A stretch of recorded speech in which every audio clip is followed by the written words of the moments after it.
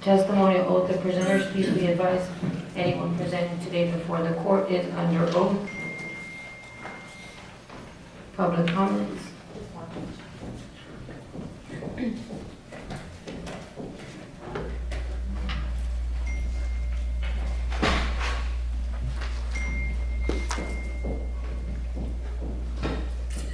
We have one public comment, Mr. Cruz Sanchez, in regards to item 3.2, the historical committee appointment. Go ahead, sir, you can come forward, please. Yes, sir, come to the podium.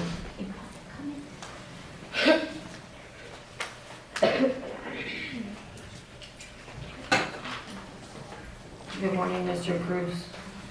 Buenos dias, good morning to everyone. Happy to be here this morning. Just want to, it's my first time before a county court, but happy to be here in front of the county commissioners and the Honorable Judge Ponce. And just want to share a few remarks regarding an item 3.2, which is regarding the appointment of the Dimmit County Historic Committee. We're requesting the approval of this committee that would be involved in preserving or helping to preserve historic properties and buildings in Dimmit County and in the town of Carrizo, Big Wells, Asherton.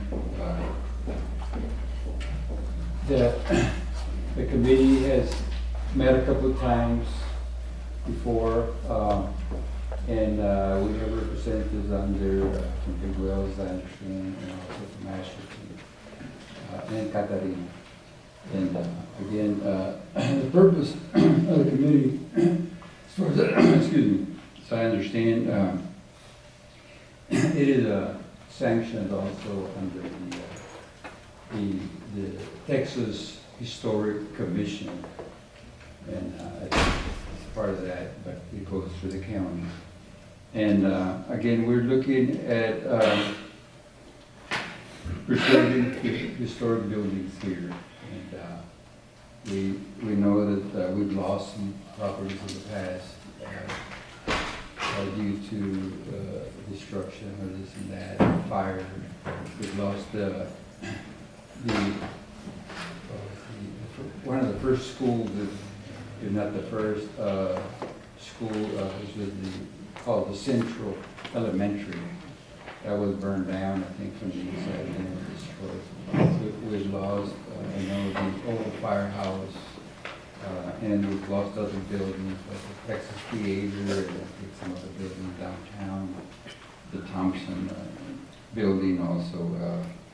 No, we're very grateful for previous committees that have served here and groups that have done works to preserve buildings, like I think the county courthouse, the old jailhouse, and we're glad they've been able to do those works and save some of the treasures, historic treasures that Carrizo has. I know that we have a museum and the library that also showcases some of that. Again, it has been shown that tourism attracts, historic preservation of buildings attracts tourism. And so it's something that would be good for the community. And so basically, that concludes my remarks. If there's any questions, be willing to answer them. Or if anybody would like to call me, my phone number is on record. And I'd be happy to talk to you about any details or any for this committee. I personally am not on the committee. I am currently a citizen of Atascosa County. Ironically, that's where the founding fathers of this settlement came from, Atascosa County, back in 1865. But anyway, we know him. Before then, we had the Comanche Indians and other native tribes in this area. That concludes my remarks. Thank you, Mr. Sanchez. Thank you. 1.6, approval of before I do go on to the next item, I do want to make a public comment, just for purposes of notice to the Commissioners Court, any elected official that may be in the room or department head. If you were not aware, on Friday, December the 19th, the city of Carrizo Springs passed an ordinance that would prevent anyone parking on the east side of 4th Street, meaning across the street right here. The parking, typically people would park on the edge closest to the residents of the housing authority. The city of Carrizo Springs passed an ordinance on Friday in regards to there being a no parking zone. So if there's any elected officials in the room or any employees in the room or any supervisors in the room of the county of Dimmit, they will no longer be allowed. And that includes not only employees, but obviously residents in general, or clients or customers. No one's going to be allowed to park on that east side of the, here on 4th Street. My distinct understanding from the meeting that I gathered was that it will take effect at the time that they place the no parking zone notices. So right now, people can still park there. However, as soon as the no parking zone placards come in and they install them, at that point, it will be a no parking zone area. With that being said, obviously, Dimmit County will be affected in terms of parking for not only constituents, but parking for staff. We're very limited in parking, so we will be going to the drawing board on our end to figure out solutions on the parking situation, at least for Dimmit County operations and Dimmit County business. I know Commissioner Carmona had put an agenda item sometime back in regards to the parking over at the auditors, because unfortunately sometimes we do have individuals parking there that are not doing county business. We've also noticed several people parking on this other side, on the south side of the courthouse, where we have 1 hour parking that are not also doing business with the county, and they're just parking there. So we're gonna have to go back to the drawing board to find a resolution or an alternative for parking for anyone utilizing the courthouse. So if any of your employees or any of your clients or any individuals that are coming into the courthouse to pay taxes or utilities or visiting any of the offices, please just notify them that they will no longer be allowed to park on the east side of the courthouse. 1.6, approval of minutes, December 8, 2025.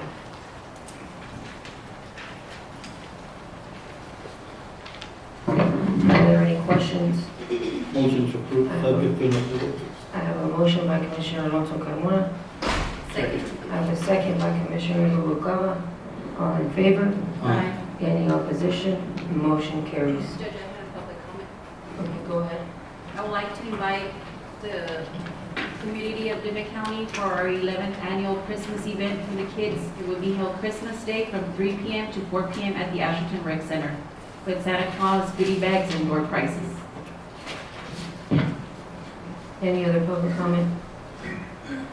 2.1, as per the Texas Property Tax Code 6.231, transcript of annual CE hours for tax assessor collector, professional county collector, PCC, and county tax office collector. Good morning, Judge. Good morning. This is just my annual transcript that I need to submit Thank you, Ms. for the record. Also, I want to thank Commissioner Urieta for allowing us to use postage because we've been out at the treasurer's office, so we needed to get our mail out, so thank you. Thank you. 3.1, approval of bonds.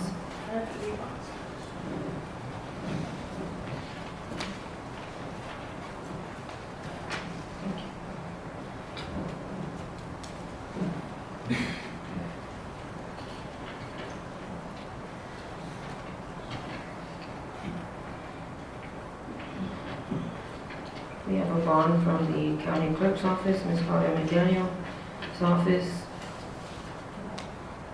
We have another bond from the county clerk's office for a deputy clerk. And we have a bond from the district clerk's office for a deputy district clerk.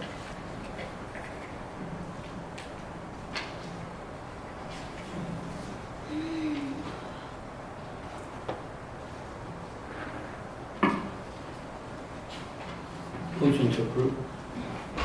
Are there any questions?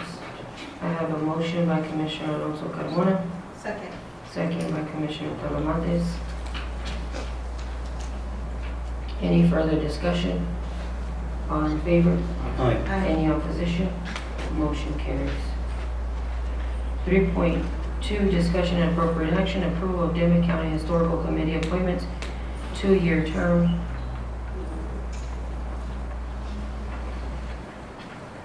Again, commissioners, as you are aware, and in the public comment, as Mr. Sanchez stated, we do have a historical committee. The committee's goal and purpose is to preserve any historical buildings and historical items within the county of Dimmit. This is a 2-year period. Currently, there is no historical committee. The last historical committee has lapsed, and therefore the parties you see present on this list are the nominations of the historical committee.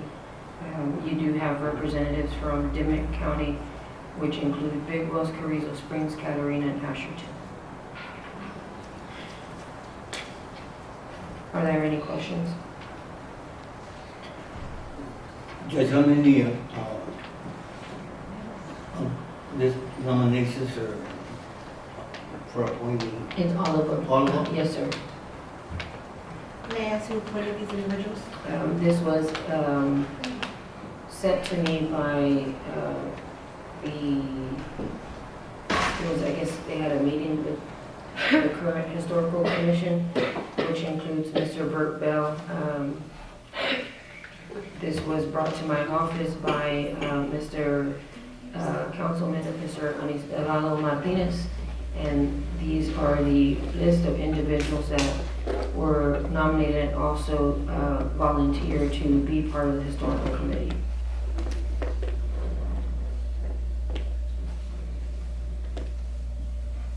Is there anybody can answer that question? Well, how did they get, who nominated and how they get on the list? Mr. Martinez, would you like to answer that question?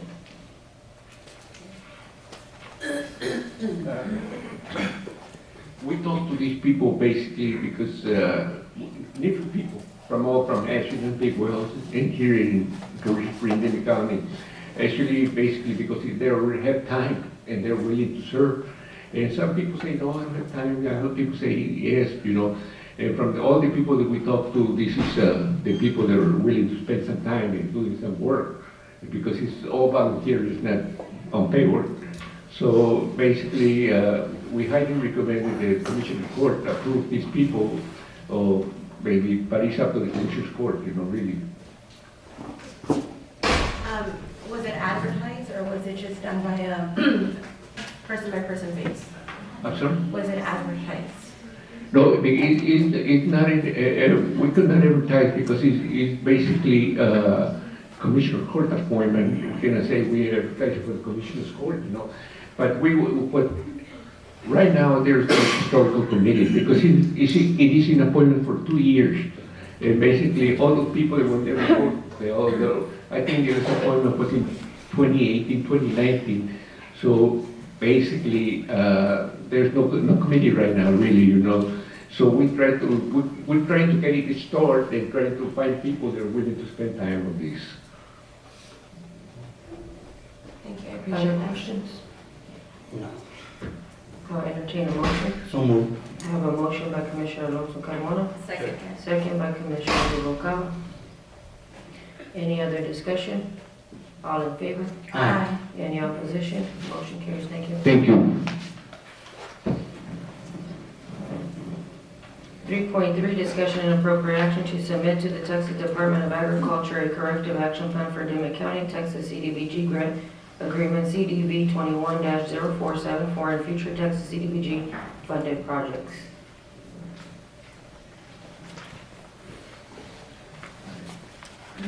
Good morning. Morning. Thank you for allowing me this time. The attached letter that was submitted to your office is a requirement from the state. Just remember that this project was done back in 21, 22 by the previous administration. That project, there's some things in there, there's some, Mr. Diaz, do you have a copy of that letter? the one that we provided, I just screenshot right now, just. We don't have that letter on the attachments. And we don't have backup. That's what I'm saying, we don't have the letter, that is the backup. Are you listening? I do have a copy of the letter here, but on my phone, I don't have it. If I can provide one, if you need it. Can you explain to the Commissioners Court essentially what Just what the letter is. the letter is? Correct. Back in 21, 22, a little project was done on Houston Street. There are some conditions that the state, when you do a TDA project, there are some deadlines and some requirements that TDA needs you to do. And if you have, they say you gotta do an environmental, they want you to do the environmental by a certain date. And if there's any issues, you have to ask for an amendment and an extension. In this case, there were some deadlines that were missed by the previous grant administrators that, to work on this project. So based on those findings they have, they want us to finish up. So that project at our end wasn't completed by the grant administrators. So Karina, my other planner, went in there and finished up the project. Now what the state is requiring is for the state to say, okay, admit that there is, based on that letter, that there were some findings. Now, based on those findings, what is your corrective action? What are you gonna do to make sure this doesn't happen again? So they want to have who is the certifying officer, in this case would be the county judge, the grant administrator, who will ensure that all deadlines, everything's uploaded. Then you have your grant planner, which is the county, to work with the grant administrator to make sure that all deadlines, all documents are uploaded to the state. Because the state would want to have a copy of those documents as well. And of course, they want a copy, make sure that copy at that state, at the county level and our office as well too. So, and then on that letter, same thing. So if you have that, then at the end, you have your current, your cap letter documented, signed, send that to the state. So that should make sure that the current grants we're working on right now won't get affected or any other project you have. Not only the one in Catarina, but the one you might have in Big Rose or Brundage or any other part of the county as well.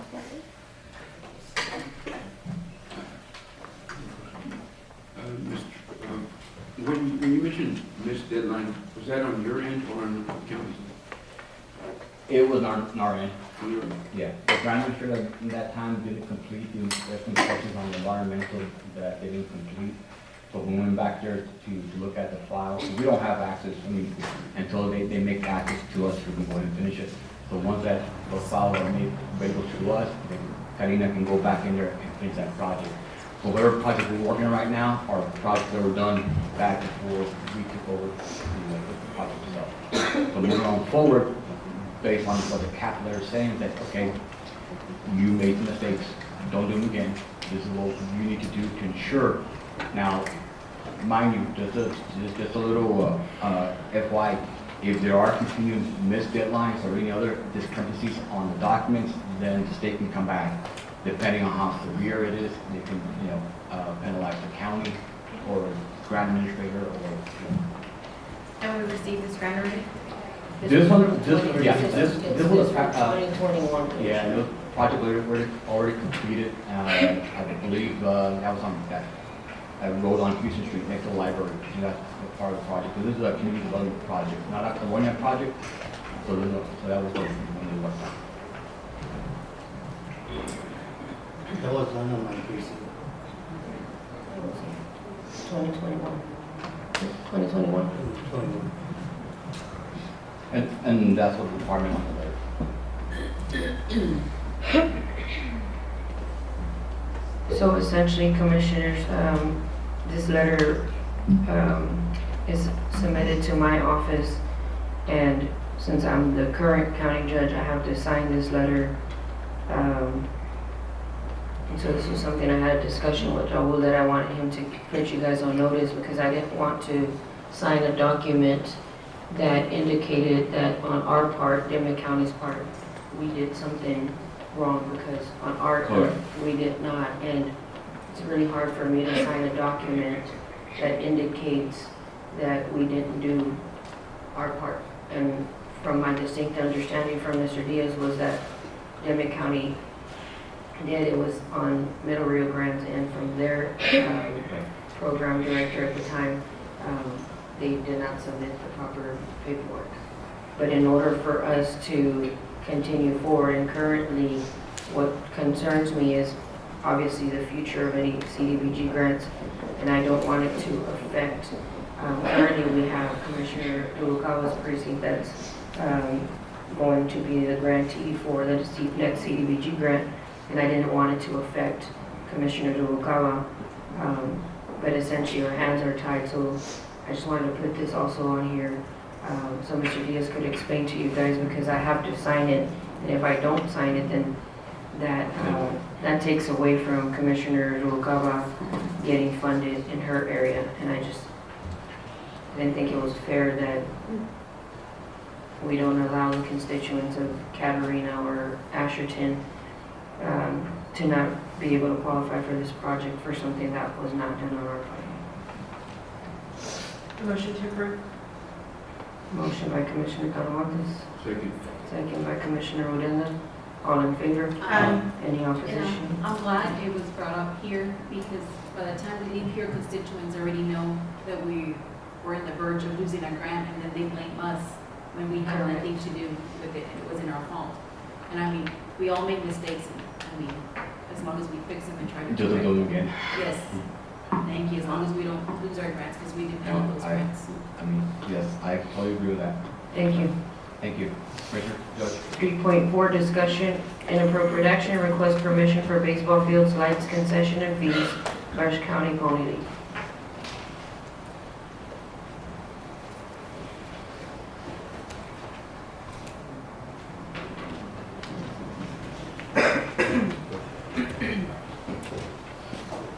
Good morning. Good morning. Just getting ready for another season. We've wanted to let everybody know the last 2 years have been pretty successful. We've managed to send 4 teams in the last 2 years to the World Series in Louisiana. One team almost winning it. I believe it was the 6U T-ball team, so the future of the youth looks pretty bright. Today just coming in, asking for permission to use the fields again. So I definitely don't have any issues. Questions? You have a question? Yes, I don't have any issues, not a question, it's a statement. yes. I don't have any issues signing the contract again, but the concession stand right now, unfortunately, we're still dealing with the sewer issue. So that pipe in that restroom that we were having issues with Yes. has now collapsed. So we're in a predicament of trying to find 2 solutions, one less invasive and a little bit more invasive. Like I said, I definitely don't mind renting out the restrooms and the concession stand all as a whole. It was my main priority to have the package deal to be done like that. But I just wanted to be transparent and upfront to let you know that we are experiencing more difficulties than what we had last year, but we are trying to work on it, hopefully to have it done by the time the season begins. Okay. So it would be yes to rent on my end, just one vote, but I have no problem with it. I just want to let you know that we are experiencing some issues in that concession stand and restaurant areas. Okay. Mr. Are Smith, there when any does the other season start? We believe we're starting from March. This year, we're asking to see if we can extend the contract till July, the end of July.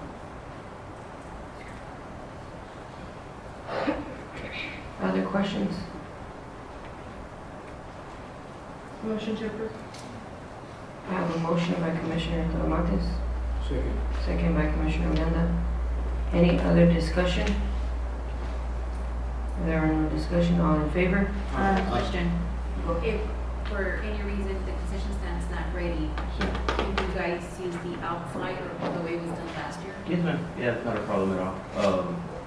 Mostly, I know that concessions, there's a few organizations around here, travel teams, the volleyball, Winter Garden volleyball.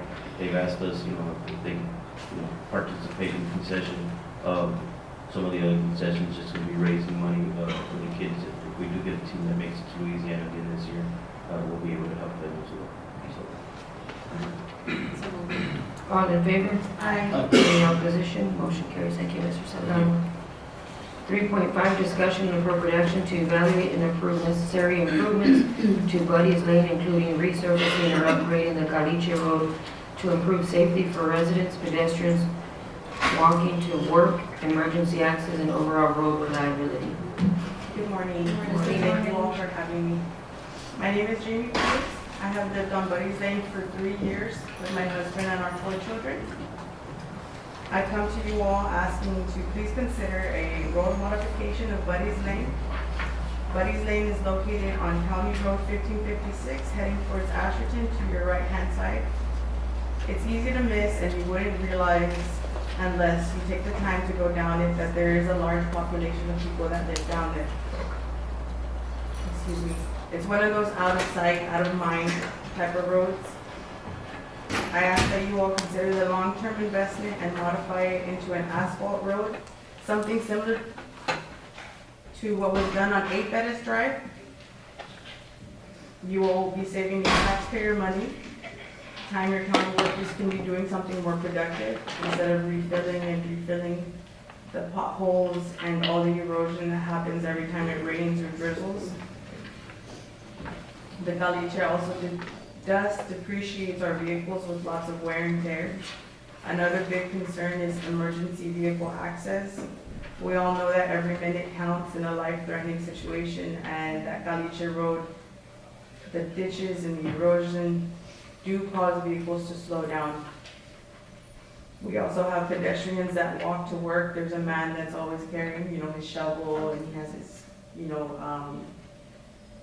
what is it? Hard hat? The hard hat, yes ma'am. And constantly up and down that road. But if you ever took the time to go down there, vehicles are going 20, 30 miles per hour, and you can't always see the pedestrians walking. So that is also a big concern. My kids and I would go walking, for exercise, and that had to come to a stop because of the dust. So with that being said, I hope you all consider a modification to Buddy's Lane. That's all that I have. Are there any questions? Judge Jamie, Yes, we've ma'am. been looking into Buddy's Lane since it's 1.9 of a mile. When we did Bettis Drive, it was close to over $300,000, and it was just a quarter of a mile. We did Lowry Road, because every year I take turns, because I have over close to 100 miles of county roads. So I try and do 1 year a county road. And we've done Lowry Road, which was like $500,000 also. We've done Diamond H, 1 mile was $1 million. So we've been talking to Mr. Dan Hill, our engineer, trying to see how is the best way to do it. Either we do it like Lowry Road, or we do it like Monson Road, or Bettis Drive. And what we need to do to add culverts and everything else that needs to be done there. So it is in the process, but it's just taking time because it's 1.9 of a mile. It is. And the other ones have been less than half a mile or a quarter of a mile. And I know we get tax notes or seals every other year, so we get like $1 million, so I try and extend that to see what roads we can do or how I can do it. Okay. But I'm sure, just like we did the sports complex, it's costing us over $20 million, so I'm sure if I need funding, I can get it from elsewhere or the commissioners. I know the judge is smiling, but that's what it is. If they're willing to help out, by all I was means. just smiling because I'm trying to figure out the connection between the road and the sports complex. No, because the money is there. If there was one for the sports complex, I'm sure we can fix the road. We got a CO for that, Commissioner. Well, that's what I'm saying, maybe we can get a CO, another CO to add to the $1 million that we have for the upcoming year. Because it'll be close to over $1 million, or a little bit over, but we'll try and do what we can Thank you. and be out there. Judge, on my end, I received a petition. So there was an online petition, and I wanted to be clear. I did receive it. I did check my email. Is Yes. this what you passed out? Yes. And on the decision makers, it listed, Commissioner Carmona, myself, and Commissioner Urenda. Unfortunately, I just wanted to clarify that since she's the commissioner in that precinct, we don't have any say-so or jurisdiction over what she does in her area. So like, as far as us being able to make a decision to go in that route, we wouldn't be able to do that. There are certain things that commissioner collectively can do, depending like on the departments, the landfill, the metro, you know, anything else, the arena, things like that. Then it does come into like a commissioner's court project, but unfortunately, we're not in a unit commissioning here at Dimmit County, and every commissioner has jurisdiction over their own road. So even if we, as other commissioners, wanted to have a say-so or wanted to make improvements or modifications to that road, we wouldn't have any input that we could put into it because it's her precinct and her jurisdiction, and we're not able to tell her what to do and what not to do with her areas. I just wanted to make that clear. I do commend you though for coming up and for voicing your concern. This is a right that you have as a citizen, and I advocate so much for what you're doing to now to try to come and get answers. Like I said, if I could ever be of any of assistance with trying to explain or trying to mediate anything that I can do, I'm always willing to do for anybody in Dimmit County, but I just wanted to make that clear that unfortunately for us as the commissioners, it doesn't fall into our jurisdiction or approve of power to have anything done to the road. But like I said, any other help, any other way that I can explain things to you or kind of help you along, I'm always available if you have any questions. Thank you so much. Thank you, Ms. Commissioner. Questions? Thank you.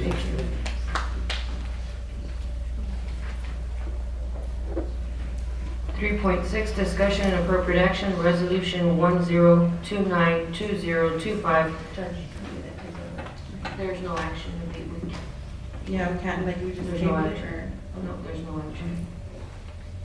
Resolution 10292025, the City of Council of Big Wolf, Texas, requesting Dimmit County to consider terminating the interlocal agreement concerning the skate park in the Big Wolf City Park.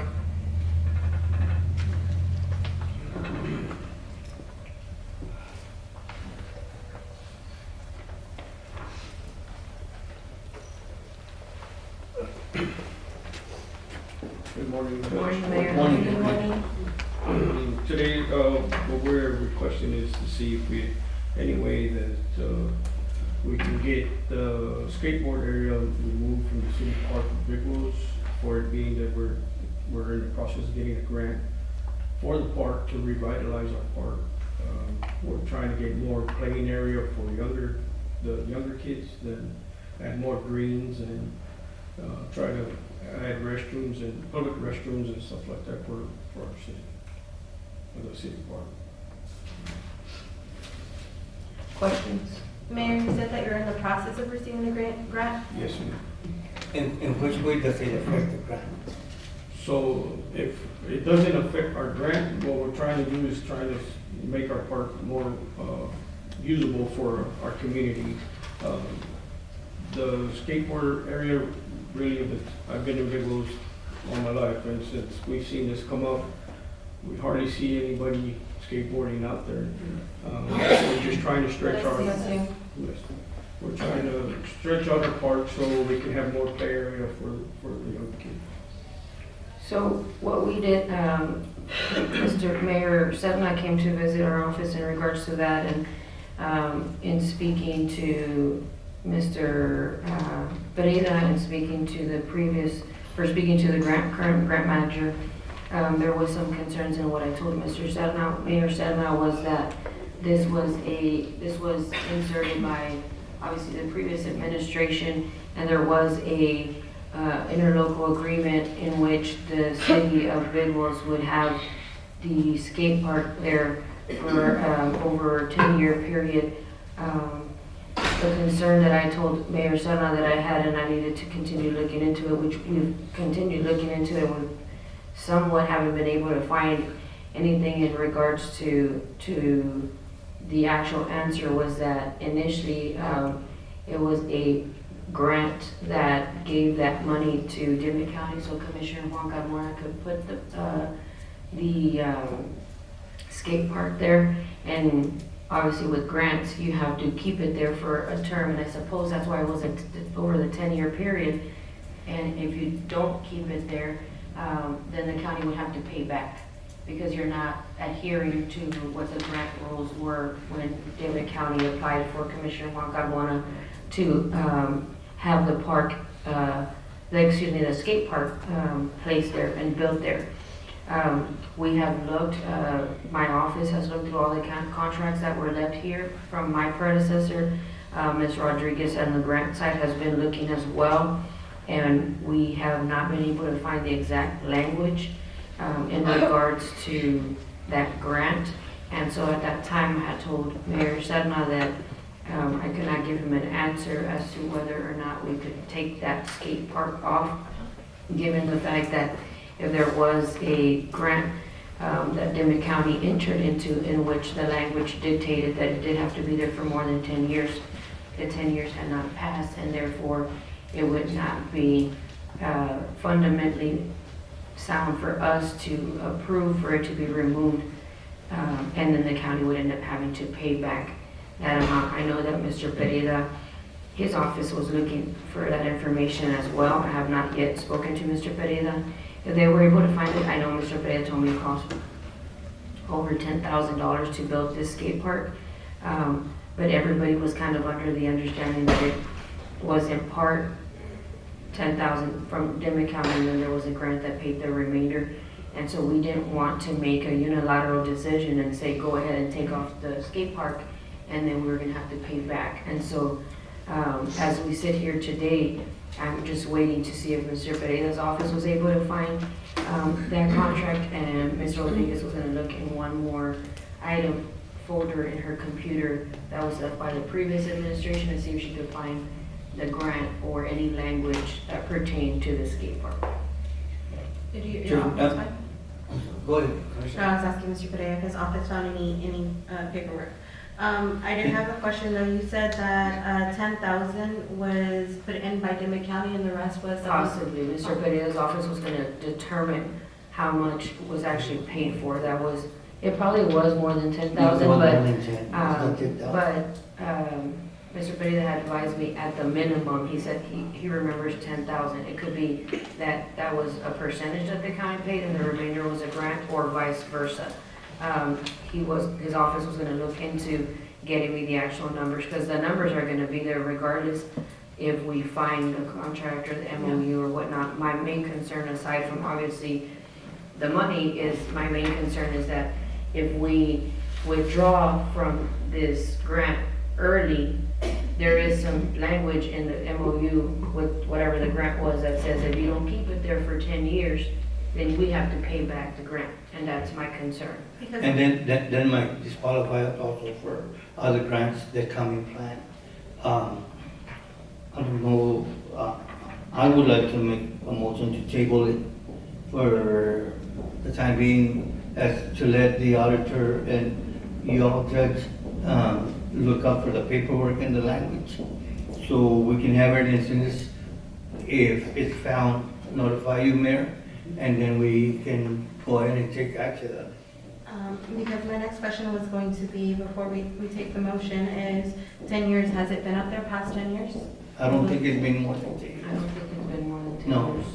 Judge, I have a question. Question, yes, sir? If in fact this were to be decided to be removed, who will endure the cost of tearing it apart and hauling it off? So we'll probably end up doing it with the grant money that we'll be getting, because we'll be having the contractors and everything else that's gonna take place to build the park. So, Any other questions? Yes. One, How is it that we're able to dictate if it's this Bigwell City Park? I'm a little confused on that. Because the grant that was placed, that's why there's an interlocal agreement with the city of Big Wells and the county, that the county, for the benefit of the city of Big Wells, would construct the skate park there. And so that interlocal agreement was what facilitated, allowing us and giving us permission to construct the skate park, and that skate park would be built there at the cost of Dimmit County. And so that's why we can dictate that particular part. Obviously not the rest of the park, but that particular piece right there, there's an agreement between the county and the city that the county would have the authority over that skate park Any improvement that would be accommodated to that. would be Well, for. it was within that local agreement, so that's how it was done. And it's just pertaining to that small piece of where the skate park is, or is it the whole park? No, just the skate park. As That's you what I'm enter the saying, park. just the skate I park. believe that on the paperwork that y'all had, it said that if we were to beautify or make Yeah, something better. exactly. It would be allowed. Yes, we'll be allowed to take it off, but. No. You say the grant, is the only thing. And the reason for my question would be is because you know that we have a lot of road issues in Big Wells, and I desperately want to help and be able to provide, material and stuff like that, and that's not something that I'm able to do. So my questions were just stemming from, if we're able to do that, how is it that I could go about to maybe being able to help and assist with some of the roads that are in there, since I don't have any jurisdiction over any roads. But I will second the motion to table until we get some more information, but I would try to stay on top of it, Mayor, and let's hopefully we can get some answers back to you guys. Yes, sir, I appreciate it. I have a motion by Commissioner Alonso Carmona and a second by Commissioner Talamontes to table. Is there any other discussion? All in favor? Aye. Thank you. Motion carries. Thank you, Mayor. 3.7, discussion and appropriate action, Christmas luncheon and training, December 23rd for the Dimmit County employees early closure. Now I entertain a motion. So moved. Motion by Commissioner Alonso Carmona, Second. second by Commissioner Talamontes. All in favor? Aye. Any opposition? Motion carries. 3.8, discussion and appropriate action, approval of Dimmit County official holidays for 2026. These are the same as last year. Commissioners, the only difference that I did want to mention, that I got an email last week, as you guys are aware, President Trump did sign an executive order to add the 26th, but on here, the 26th, I think, is a Saturday for next year. But I just wanted to let you guys know so that you guys are aware that it is now going to be a federal holiday. What's the 26th? December, he just, it's just what he did. I'll entertain a motion. So moved. I have a motion by Commissioner Carmona, Second. second by Commissioner Odena. All in favor? Aye. Any opposition? Motion carries. We have item 3.9, discussion and appropriate action, year 2026, Commissioners Court, meetings to be held the first and third Monday of each month at 10 a.m. I'll entertain a motion. Judge, I have a Monday. question. Why are we moving them again if we already tried them this way and then you guys moved it back to this way we're doing it now? How is Because it? to me, it's a lot harder if we change, I'm just one vote, but to me, it's harder we change it to this week. If you, we're going back to the way you wanted it when you came into office. You change it to this, and then we change it to the way we have it now. To me, it's a lot harder because our local businesses, they end their pay periods, not their pay periods, their invoices at the end of the month. And then by the time we submit to Commissioners Court for payment, it's already 2 weeks. And then if we change it to this, they won't get a payment until the following month. We'll be 1 month behind. Other questions? The Aye. first and what? The first The and? first and third. I mean, to me, it just made more sense to do it like the first week of the month, so that way we can get it out of the way, but I think most businesses have a net 30, don't they? Like where you don't have to submit payment until 30 days? Yeah. Yeah, they finish on the 25th, 27th, Yeah. 29th, the 30th, but then we submit it to Commissioners Court, because we won't be able to submit it on that week, because it's already Commissioners Court. So we have to wait the following Commissioners Court to submit for payment, the invoices, and it gets approved, they won't get it to the following week. I have a motion by Commissioner Odena. It was me. Commissioner Talamontes, I apologize, and Commissioner Odena, second. All in favor? Aye. Aye. Any opposition? Aye. Motion carries. 3.10, discussion. Yes, sir. May I didn't hear Commissioner Odena make a motion. Did you make it, I mean, a second? Yeah, you second. Mhm. Did you? No. I was listening, that's when Commissioner McCollum.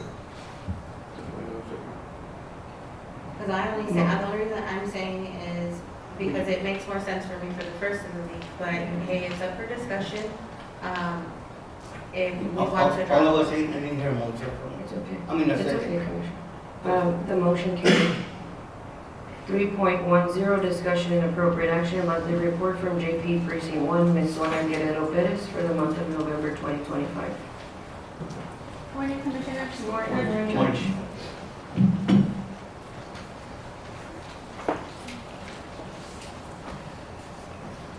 Questions for Judge Perez? morning, Judge. Good morning. Everything Good. open, Sorry. ready? You're I'm on, like- Judge. I'm sorry.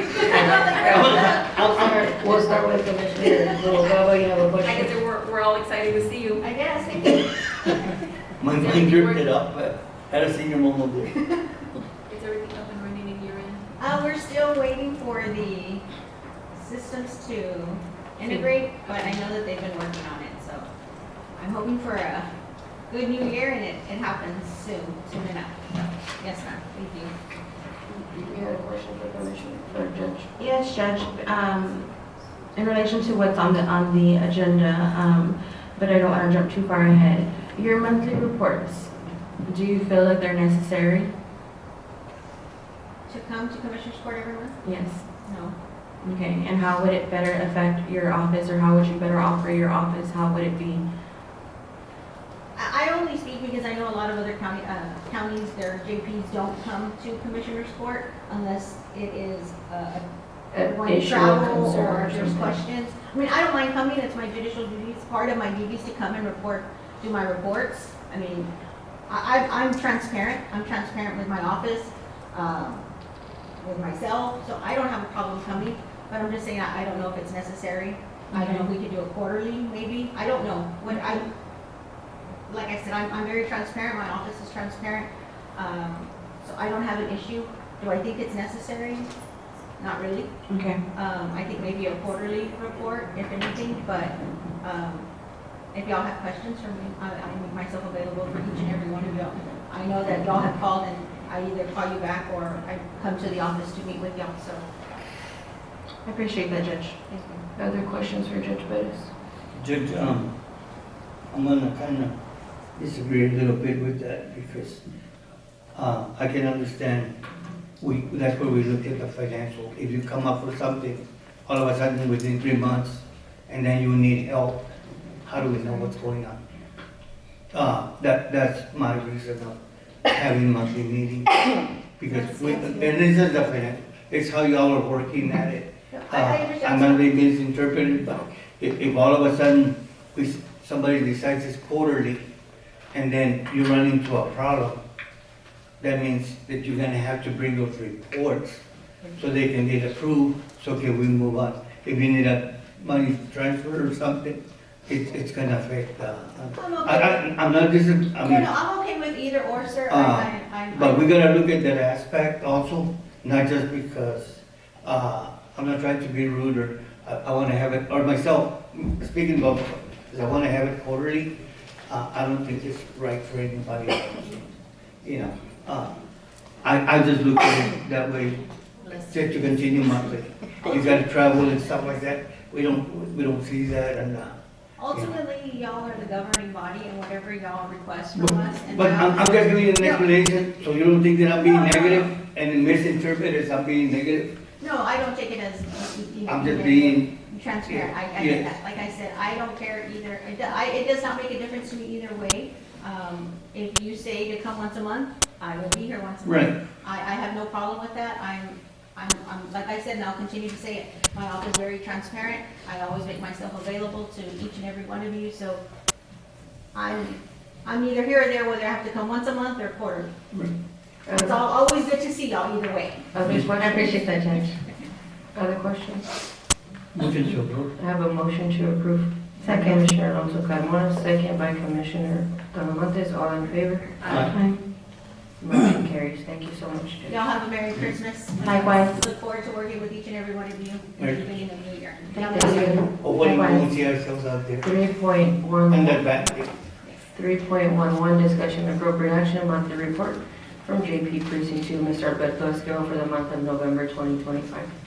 Good morning, Judge, Commissioner, happy holidays. Morning, Judge. Sorry, Judge, but your voice Glad you're doing okay, Judge. Excuse me? Glad you're doing okay. Thank you. Questions for Jessica? Judge, same question. On your end, do you feel like it's necessary for every month on your end? Excuse me? If you think you feel it's necessary every month to come into Commissioner's Court, Oh, yeah, that's what they asked. like, does it help your daily operation and help you keep on track in your office? If I want to be feel that I'm health-wise, I just won't. Okay. But I have no problem with it. It's part of my duty as a Mhm. sheriff to come and represent what the report says. Yes. I have no problem with that. All right. Thank you, Judge. I appreciate it. Any other questions of Judge Esquivel? Motion to I approve. have a motion by Commissioner Noguera, Second. second by Commissioner Odena. All in favor? Any opposition? Motion Thank carries. you. Thank you, Judge. 3.12, discussion and appropriate action. Monthly, Is there another call that she would need you to make? Motion to monthly report from JP Precinct 3, Ms. Leticia Hernandez for the month of November 2025. I have a motion to table by Commissioner Noguera, Second. second by Commissioner Odena. All in favor? Aye. Any opposition? Motion carries. 3.13, discussion and appropriate action. Monthly report from JP Precinct 4, Mr. Alfredo Martinez for the month of November 2025.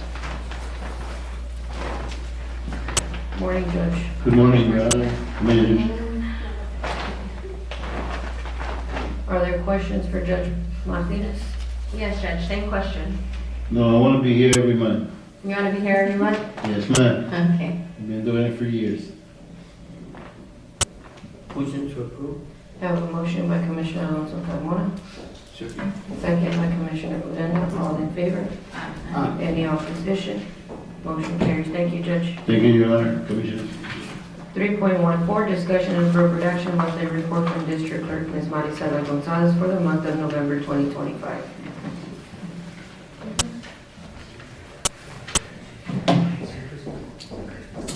Good morning, Judge. I was out of the office last week, so I did not get to submit my report, but I do have a copy.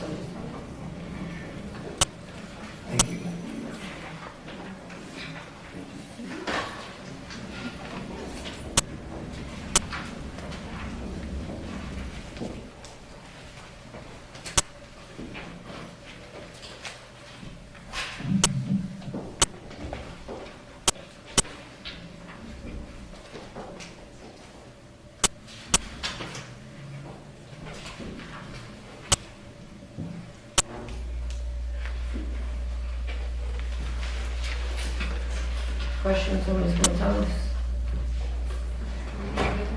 Yes, ma'am.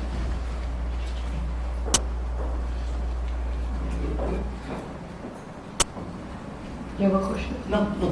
Motion to approve? Are there any other questions? Ms. Bunny, November, no cases. No, ma'am.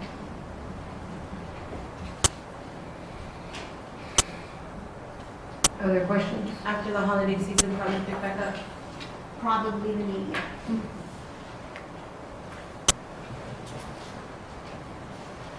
Other questions? I'll entertain a motion. Move. Motion by Commissioner Alonso Carmona, Second. second by Commissioner Odena. All in favor? Aye. Any opposition? Motion carries. Thank you, Ms. Gonzalez. Thank you. Merry Christmas. Merry Christmas. 3.15, discussion and appropriate action, monthly report from County Clerk Ms. Claudia McDaniel for the month of November 2025.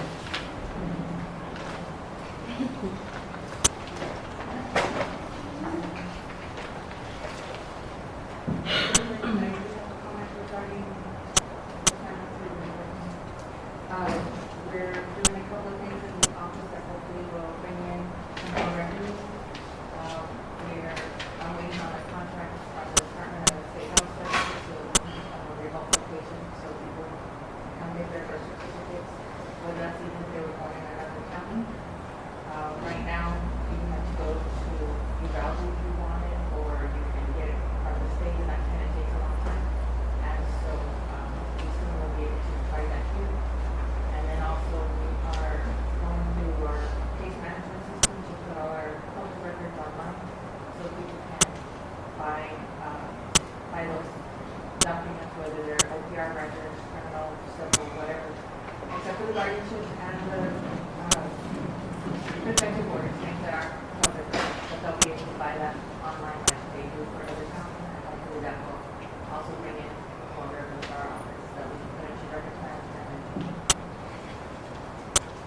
I have a question for you.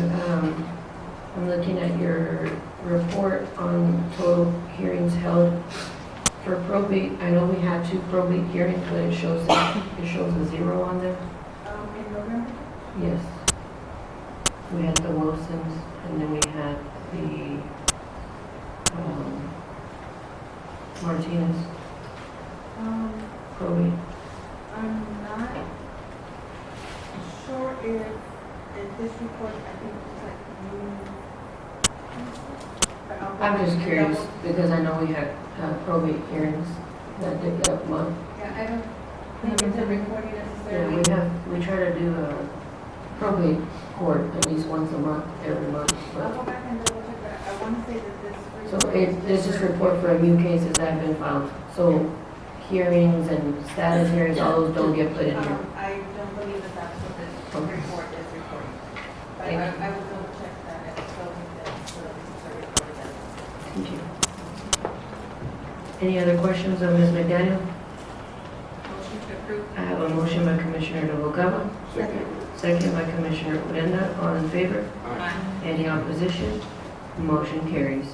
3.16, discussion and appropriate action, monthly report from Dimmit County Assistant Fire Chief, Mr. David Thomas, for the month of November 2025.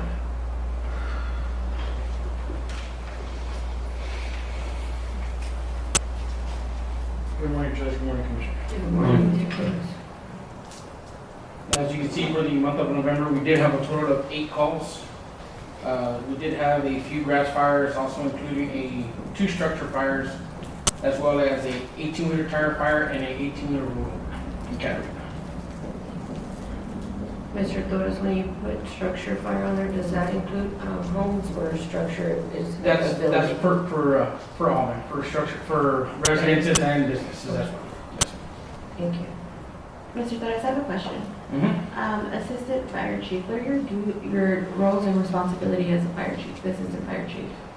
My duties and roles, ma'am, is I am to answer to the fire chief whenever he is there, whenever I am not. I am also I am in charge of the scene as well. Okay. And like as far as records, because I know you do a lot of the paperwork, right? Like the budgeting and stuff like that? Yes, ma'am. It's all on your end? Yes, ma'am. What were we ever gonna do with appointing a new fire chief? We put it back on the agenda. Yeah, because that never happened, and I know that you take on most of the workload, and I know that you have been taking on more of it because I've been seeing your name pop up in a lot more things and a lot, so I know that the work is being done in there, but I'm just a little concerned that I'm still seeing assistant fire chief. May I just, as the fire chief, I'm out there on the scenes. I do the reports. Those are not publicized. I do the grants. I do more than just sit in the office and look pretty. My duty is to be out there, making sure all my firemen are everything. What David does is a reporting that I hand him. Those are the reports that are being done. I also have the responsibility of taking care of the fire trucks. You don't see me on pictures because I'm not one of the, as y'all know, I'm not one to take pictures on it. But most of what David posts on our Facebook page comes from me. Yes, David posts the reports, he does reports. I do the main things, enter stuff, enter material to the State Fire Marshals Association. However, I have no problem if y'all want another chief. But my job is twice or not 3 times as hard as anybody else's. I do and I say I do the grants, and then that's where the grants happen. I meet with branches. I'm out there that they're trying to burn. I'm all over the place. So by all means, whatever y'all decide, I'm happy. I wasn't trying to. No, ma'am, you made it sound character. like I was just sitting down, so since you made it look like David does everything, it doesn't necessarily happen like that. Okay, you're gonna let me speak now? And asking for a fire chief, we're gonna go back. This was done a while back when you came into office. We had that heated discussion, and it wound up as it happened. So I think But we're whatever just the board discussing decides to for do, now. I'm gonna leave it at that. I'm not gonna discuss anything else. I'm not gonna answer anything else. Okay, so I wasn't trying to insult your workload or what you do or what you don't do. My simple question is that it has brought to my attention that he did resign in open court, and people are wondering But- what we're, you just said you were gonna answer any more questions and you were done speaking, so please allow me to finish. So with that being said, it was just a concern that somebody had and addressed me, and I'm going to make sure that I always come up here and speak and advocate. If we're not gonna appoint another fire chief, then that's something that needs to be said, but I'm all for having uncomfortable conversations to be able to give answers to the people that we serve. At no point was I trying to dictate that you don't do your job or responsibilities. I have seen you out and I have been seeing you get calls to calls. Nobody was trying to say that. I was just trying to simply put that I see that a lot of the responsibility has been passed on to him, and I wanted to know what we were gonna do as far as appointing another fire chief. If we're gonna do it, let's do it, because it's on my to-do list of what's happened between the year. It's something that we have not revisited. At the end of the day, like I'm telling you, whether you stay as fire chief or not, I will respect the decision, but I feel like it's an uncomfortable conversation that needs to be had, because you did resign in open court in front of everybody. I was putting, But again, please allow me to finish. Whatever happens of the department, I hope that it runs to the benefit of all Dimmit County, which I know that y'all guys do. We receive multiple compliments on how y'all guys operate and how y'all handle the situations, and I appreciate that as well. It's just a few comments and concerns where people are still trying to see where we're going about this issue, and I wanted to make sure that we brought it up and had the discussion before the end of the year, so that way if it's not gonna happen, I mean, that's okay, that's fine, but at the end of the day, the conversation needs to be had.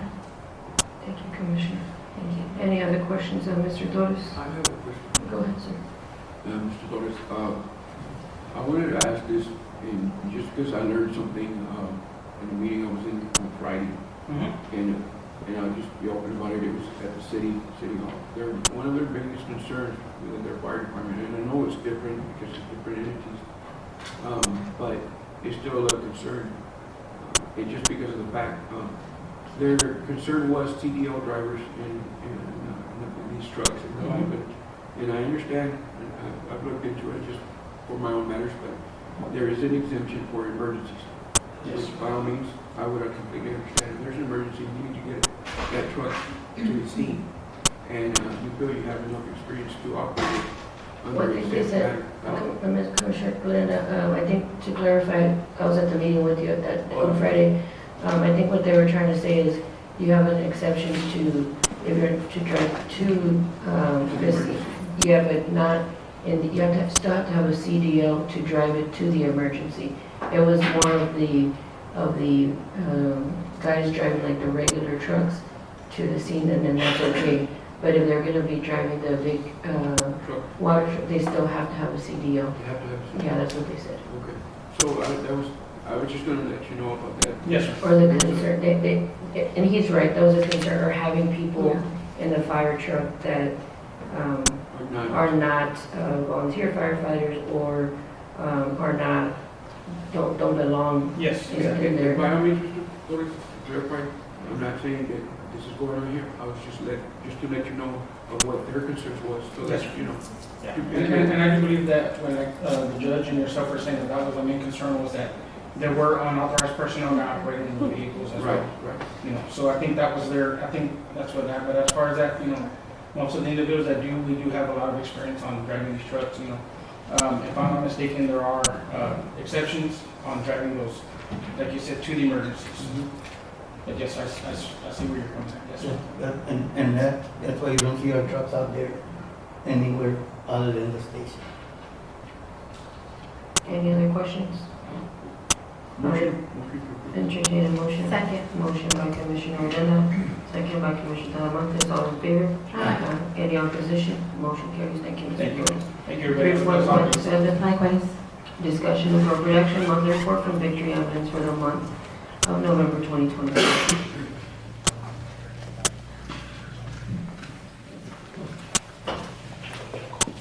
Good morning, everyone.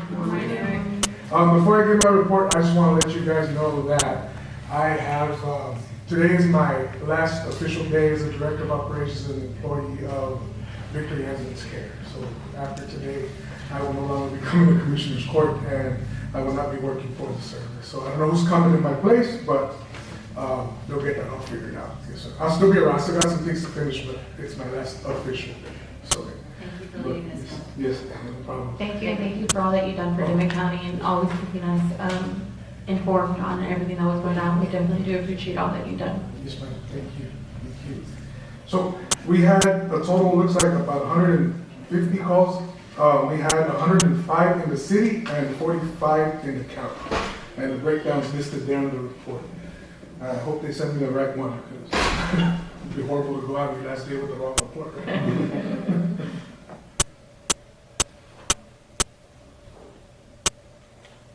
Any questions for Mr. Olivares?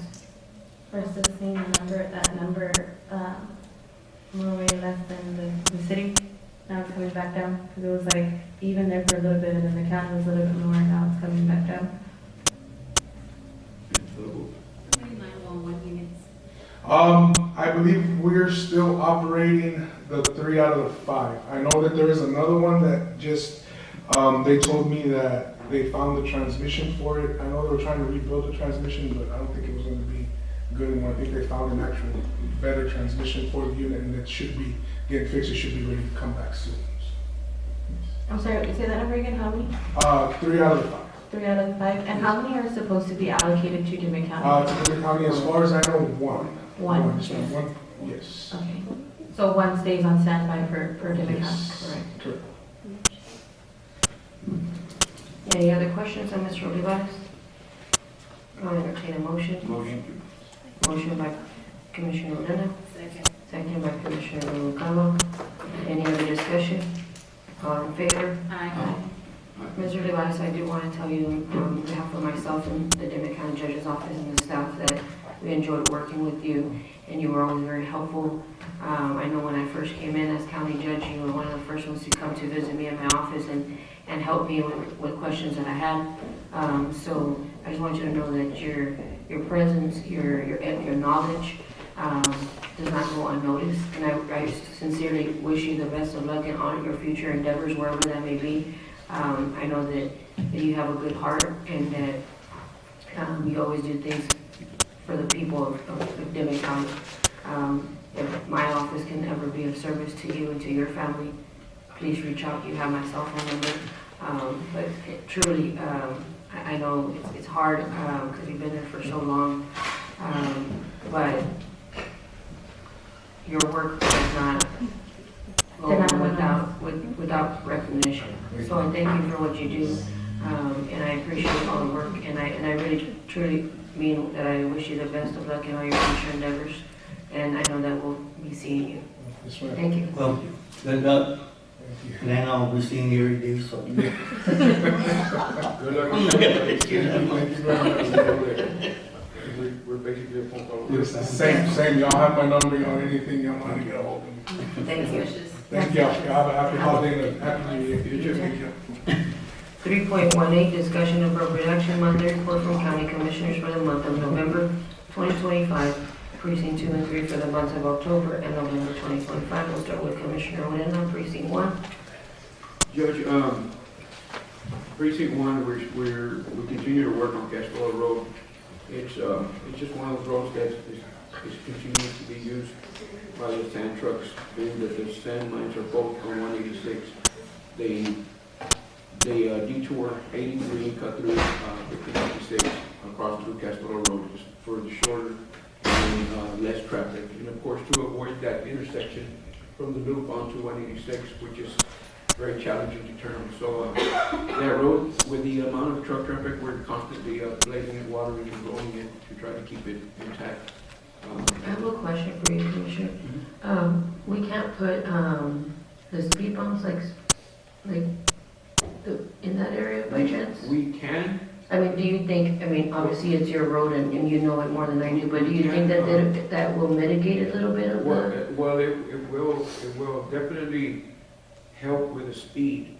However, right now, it's not just the speed, it's the amount, the volume of traffic that's flowing through there. And it's all, I want to say about 70% of it is just trucks, from vacuum trucks to sand trucks to haulers. It's just, and they're back and forth. It just working on it is pretty challenging because they come around there's 4 different 90s on that road. So when they come around one of those 90s, they have dust all over. Of course.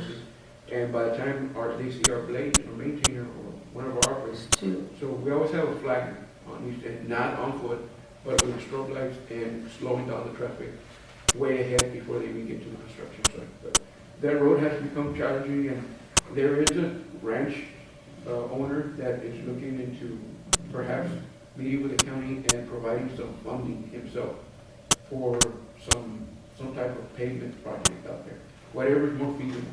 So that would be probably coming up to us sooner or later, but he did mention it, and I told him whenever he was ready, we would talk about it. That and Signs Road, Breakdown Road, we managed to control that traffic, and we're keeping that road under good condition so far. But other than that, we're just maintaining those roads to try to keep them safe, as safe as possible. With all this hunting, also we have hunters going up and down these roads. Thank you. Commissioner, Precinct 2, October and November. Give me a second, Judge, I have it. Let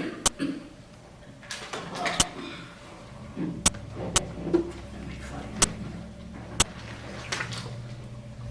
it. Mess with this thing. Give me one, hold on. I'll go to Commissioner Precinct 3, and then I'll come back to you, Commissioner. Commissioner Talamantes. So we're trying to handle the road. We're still working on what is county, what is not county. I wish I would have brought the maps with me. And Mayor Sedna was just here a minute ago. So remember we had the discussion about the 2 roads in Big Wells. So the paperwork that was turned over to me that Juan had in the office did show that Jefferson and Pecan Road were county roads. He had always maintained them and upkept them for the most part.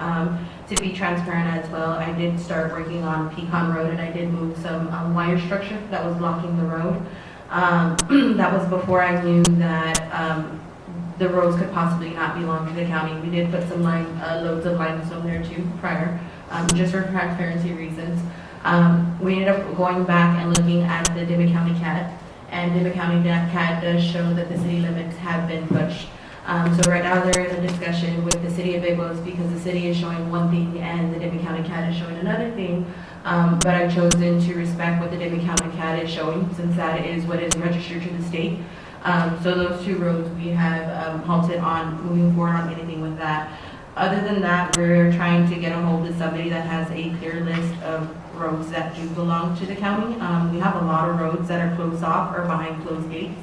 I've also been looking into the minutes to see there are some roads that have been put through Commissioner's Court that approved the close of those, but there are a lot that have not.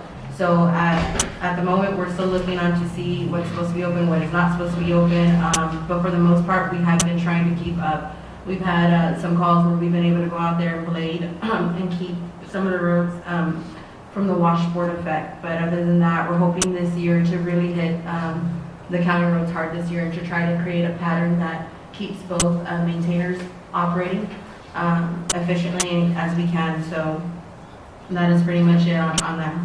Thank you, Commissioner. Goodwin, are you ready? Yes, ma'am. On October, the past couple of months, we did work on County Road 110. We maintain and repair. Since we had all that wrap material, we did 17 loads of belly dump, which took care of the road. And then on Tokini Lane, on maintain and repair, we did 30 loads of belly dump and 26 loads of those tandem trucks. It was 1980. I'm sorry, I said Tokini right now.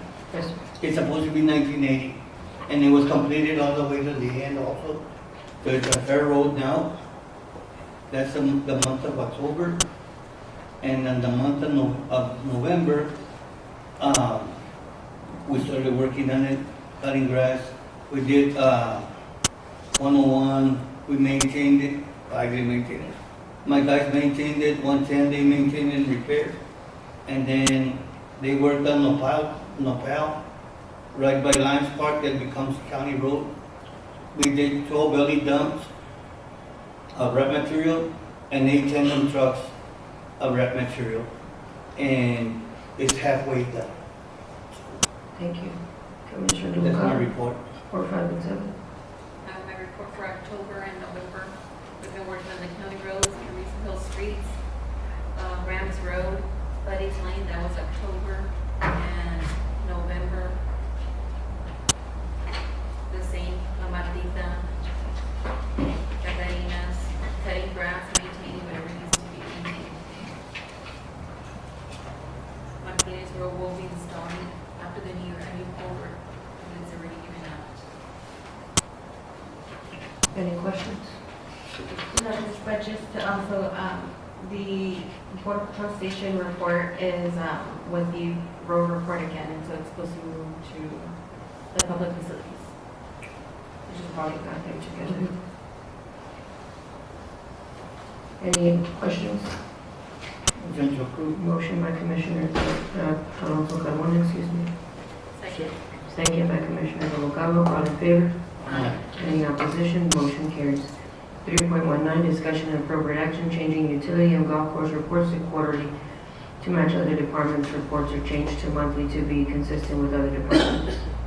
Judge, I placed this on the agenda and I'm trying to see if this court would consider either changing the reports as mentioned on the request to quarterly.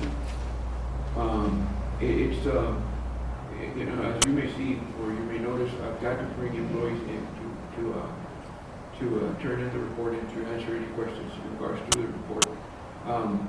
It can be sometimes challenging because we do have things going on. However, this is to be a priority, but that's the request basically. If we could change, if the court agrees to change these reports, as mentioned, to quarterly, I'll be glad to work with it. If not, I feel that it's important that in order to be consistent on how we do things in the county, that if I have to bring in a report every month, that everybody else brings in a report every month. So that's why it's on there. I'd like for y'all's opinion on it. I think the utility department, it doesn't have any funding or money. I don't see a problem being on a quarterly basis. But the golf course, since you're collecting funds, it should be on a monthly basis, because it's just me. So Commissioner, if any departments are collecting funds, you feel that it should be? Yeah, 'cause I think they come once a month, I guess, because you have to do the report of what they're collecting and all that. Okay. So, I mean, I'm good with it. If I agree. If it's a department that's collecting funds on a day-to-day basis, But you collect funds with utility too, right? Because they pay water and stuff. yeah, but they do that quarterly. That's where, and I guess that's where the inconsistency is, you Yeah. know, because we collect funds every day at the, Also, you collect that utilities Yeah. also. but historically, and I hate to say it historically, because that's the way it's always been done, but if there's anything we can do to better the system, I feel that maybe we can discuss it. I mean, I'm all for it. Besides having to bring the employees out and have them wait for the report, I don't have an issue. I can do it monthly or quarterly or however the court decides. You know, it's all about transparency, and I'm more than glad to abide by it. But the inconvenience of having to bring in the employees is at times it could be lagging depending on what we have going on, and we can't plan what's going to happen throughout the week. You know, I mean, we can plan, but the unforeseen things is what's hard to deal with. But I understand what you're saying. So what we're saying, if it's a department that's bringing in revenue, we should have a report once a month. That's just my opinion. I mean, I'm saying the same Because I thing don't- because, the simple fact that. So it'd be the JPs también, ¿verdad? Yeah, that's what bringing it, kind of like this, if you all of a sudden need a certain equipment, then we got it. So the water, so all three of them, because they're really two. Yes. Well, see, my thing is that I mean, I do think that the reports do help us here, Commissioners, Court. I think where I was leading in a little bit more asking the JPs is, I do think that we need to receive monthly reports. So like as far as a paper trail and something being turned into us on a monthly basis, I do think that that needs to happen, that needs to continue to happen. But where I was trying to lead in is it important for the employees or for the elected officials to be reporting every single month? Because I do believe, yes, we need the reports, but a lot of the time, we're wasting a lot of time because people are coming in and we don't have really any questions for them. I feel like if we request a monthly reports from these departments and then have them come, the employees or somebody come in quarterly to give a finalized, and we can kind of course, if there's any questions on 1 month, there's nothing to say that we can't ask that employee to come in or table it while we get these individuals here. But, and like how Judge Bettis said, is if she does turn in her report and we have a question, would it be much to just call and ask them to say, hey, we need you to report, or we could table it until the next meeting and then request for them to be at the next meeting. I just think on my end, it would be a more efficient way of operating Commissioner's Court, and it would probably cut down on time and travel fees and the gas. You know, a lot of these elected officials don't have it, some of them do have it, but like you said too, it takes away from the daily workload to be able to sit here in Commissioner's Court with us and wait until we get to these line items. And I think that we could better utilize their time in other ways. So I agree with Commissioner Rubalcaba, but I do think that any department that is collecting revenue, we should be receiving monthly reports. But as far as the individuals coming in, I feel like that could be moved to a quarterly basis. I hope that makes sense and everybody understands what I just said, and I'm going to motion that. Monthly reports and quarterly basis to come in for these two departments. That's all we can do right now. I think going back to what Commissioner Montes is saying, I think for purposes of efficiency for our court, is if there is anybody that's having to collect fees and email the Commissioner's Court a report, and if there's questions that need to be had, you know, you can reply back individually or pick up the phone and call the elected or call the department head or whoever's in charge of that, and then request anybody to come in person. On the next Commissioner's Court, you mean? Yeah, like you Like said. do the quarterly report, and they come in person quarterly, but every month, instead of putting it in Commissioner's Court. So they'll have to report to Commissioner. Yeah, instead of putting it in Commissioner's Court, they can send it to us via email. And if you have questions that they cannot answer at the time, or you feel for transparency, or you feel like it needs to be on the agenda, then they can come back before then. But for efficiency to move along our agenda, have all the departments that collect fees do a quarterly report in person. Because I suppose Commissioner Odena put this on here because obviously not everybody that collects fees comes every month. We have certain departments that come quarterly. I suppose that's why you put it, right? I'm not sure, but I know what you're trying to do. You're trying to be uniform and consistent across the board, which I understand and I respect. But I think at the same time, with the concerns that everybody may have in regards to how money is being spent or utilized on a monthly basis, that they can email us their reports every month, and we can look at them, and if anybody has questions, concerns, you call one another, and then they do like an actual in-person report on a quarterly basis here, so that when we do have questions, we can do that. Going back to what Judge Bettis said, and of course we all have colleagues, right? We all have cohorts in different counties, and every county does things different. You heard her mention, you know, that a lot of her colleagues don't go to Commissioner's Court every month. They don't go every month. They might not go at all. They only go when they need something. And I think that goes to show and illustrate, you know, the efficiency. If they need to go, obviously, on a training, or they need a new computer or something that affects the whole, then they would come here, and I think that common sense would tell you, okay, I need to put it on the agenda. But like for monthly reports, to see how much is being revenue or expenses, I think that that's something that they could email the court as a whole and CC the auditor and CC the treasurer. And then obviously we can't reply all because of the Public Meetings Act, the quorum, but you can email them back separately, or you can pick up the phone and call, like, hey, you know what, Judge, I have a question, you know, this month you made less money, or if you have a question for Ms. Jaime over at the golf course, hey, Ms. Jaime, I saw that you sold 1,000 Snickers, like what happened or whatever, instead of having to pull those employees out and having to do, we're still gonna get a report, it's just gonna be not on the agenda, the quarterly report would be on the agenda. I think that, yes, exactly what you said, but on my end, I think that having the monthly reports on the agenda is what we should do. We should be able to look at the reports here. Yeah, But if they do the quarterly report, that would be once we have the first agenda. But, and that's fine, but what I'm saying is you can have it kind of goes back, and I think it might be redundant, because if they do a report, a monthly report, you might still have questions here in Commissioner's Court, they're not gonna be able to answer, so you're gonna have to call them regardless. Right, and that's what I'm saying, if there's ever something that warrants a big enough question, then we can't ask for them to come in. But even for our constables and everybody else, everybody comes up here and takes the time to be here in court. And yes, we do need the reports here in Commissioner's Court. I don't want to change their system to say that. The reports need to come so that they can go through the proper registration, you know, for the minutes and stuff. But the only thing is, don't ask these individuals to, you know, get a whole day off to come and submit the report when there's, most of the time, there's not any questions that we have for them. That I feel like if you just ask them to come in a quarter, it would kind of cut down on a lot of stuff. So that way, we're still receiving the reports monthly here in Commissioner's Court. Obviously, if we have an email we want to ask afterwards, we can do that, or for transparency reasons, we can wait until the quarterly.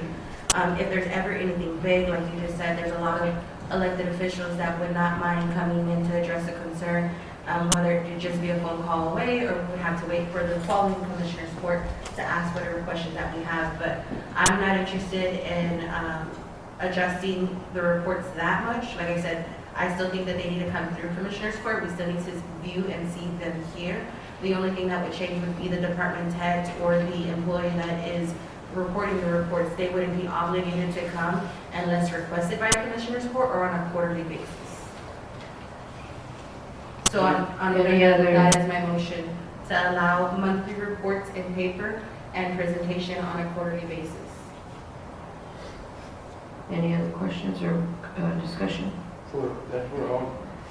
Well, I don't know if we can. No, it's just for your department. It's just for your department, because that's just how it was on the agenda. But we can make sure to add it on the next agenda to make it fair between all departments, because I know that that's kind of not giving you exactly what you wanted to say, consistent through all departments.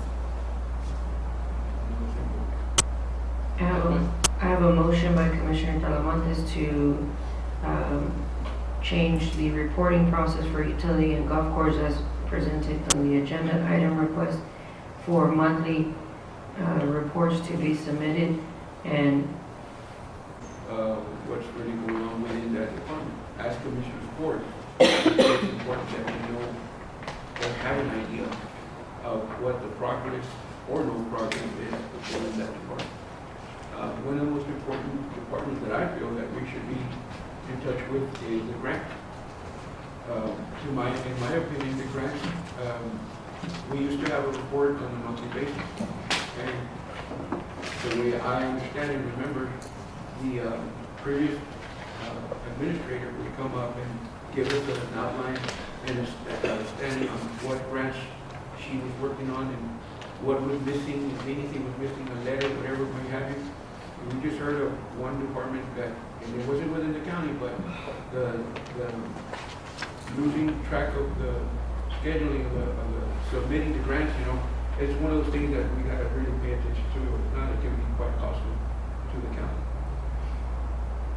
What departments right now are supposed to be submitting monthly reports to Commissioner's Court? Everybody.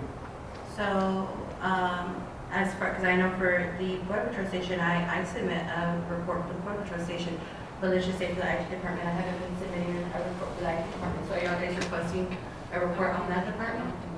I don't think No, I'm right? on that. That's what I'm saying. if you're just asking for grants and planning, I have no problem, Commissioner Linda, she can come. And then again, just to reiterate your comment, regarding the other grant, that was completely out of our hands. That's Middle Rio Grande. I can't control what Middle Rio Grande does, but they did advise us and we're on it. But I will put grants and planning to submit monthly reports, and she can be here quarterly in person. But we had already agreed she was gonna be here for it. Okay, well, she can come back. No, but how come we haven't received it?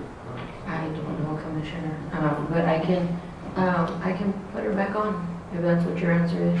Because Judge as well, and this is just for transparency reasons, because I do feel that we can be able to come to an agreement on what we're gonna do about these reports, because I was also the one that submitted or requested the sports complex report, and we only received one report on that as well. And we kind of fall into this thing a little bit where the employees have to listen to what the elected official is doing. An employee can't just come and say, hey, okay, I'm gonna give my report without the elected official giving you a blessing to submit that report. So I feel like in a little bit in that situation, the departments are kind of, they're stuck in the middle. Employees are being stuck in the middle a little bit when it comes to that. But I do have to agree, and I have to say that I was one that asked for the sports complex. And I didn't receive it only one time.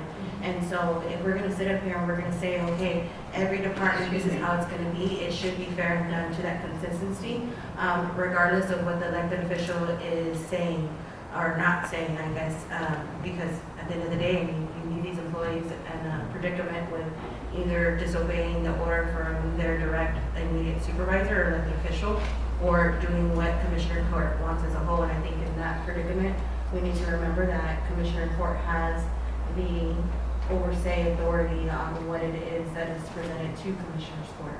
And unless one elected official cannot make that decision to not provide that information to the court as a whole. So I know that we said the grants and planning, the golf course, the utilities, the sports complex, the fire station, right? The landfills. What else do we have? Commodities. What else is there? As far as departments. Okay, and then for other areas would be the constables and judges, Ms. Gonzalez. Is there anybody else that's reporting monthly reports to us?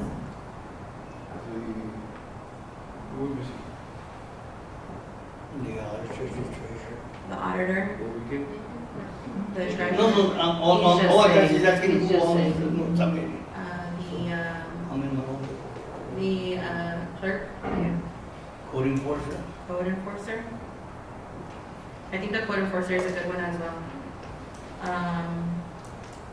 Is there any other departments? Sanitation? Or quarterly, right now we're quarterly. We're quarterly? Okay. So, again, I think that is everybody, grants and planning is a quarterly basis. Okay? So are we going to be receiving monthly reports and a quarterly, Okay. okay. The golf course, we're receiving. What is that? Monthly and quarterly? I know, it's okay. What's okay? He's saying it defeats the purpose, but. What defeats the purpose? Just Well, I wasn't done going through them, but I would like to know like what it defeats the purpose, because again, we're up here to communicate and conversate with each other to make the best decision for Dimmit County as a whole. You're still gonna receive a monthly report here, you're just gonna request for them to come in quarterly.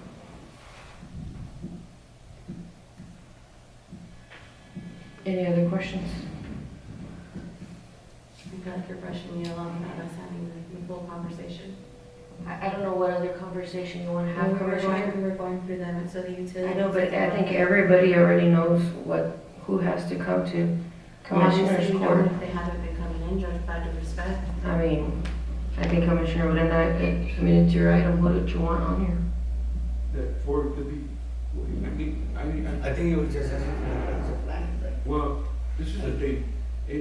When Frazier started the year, I would like to start Yes.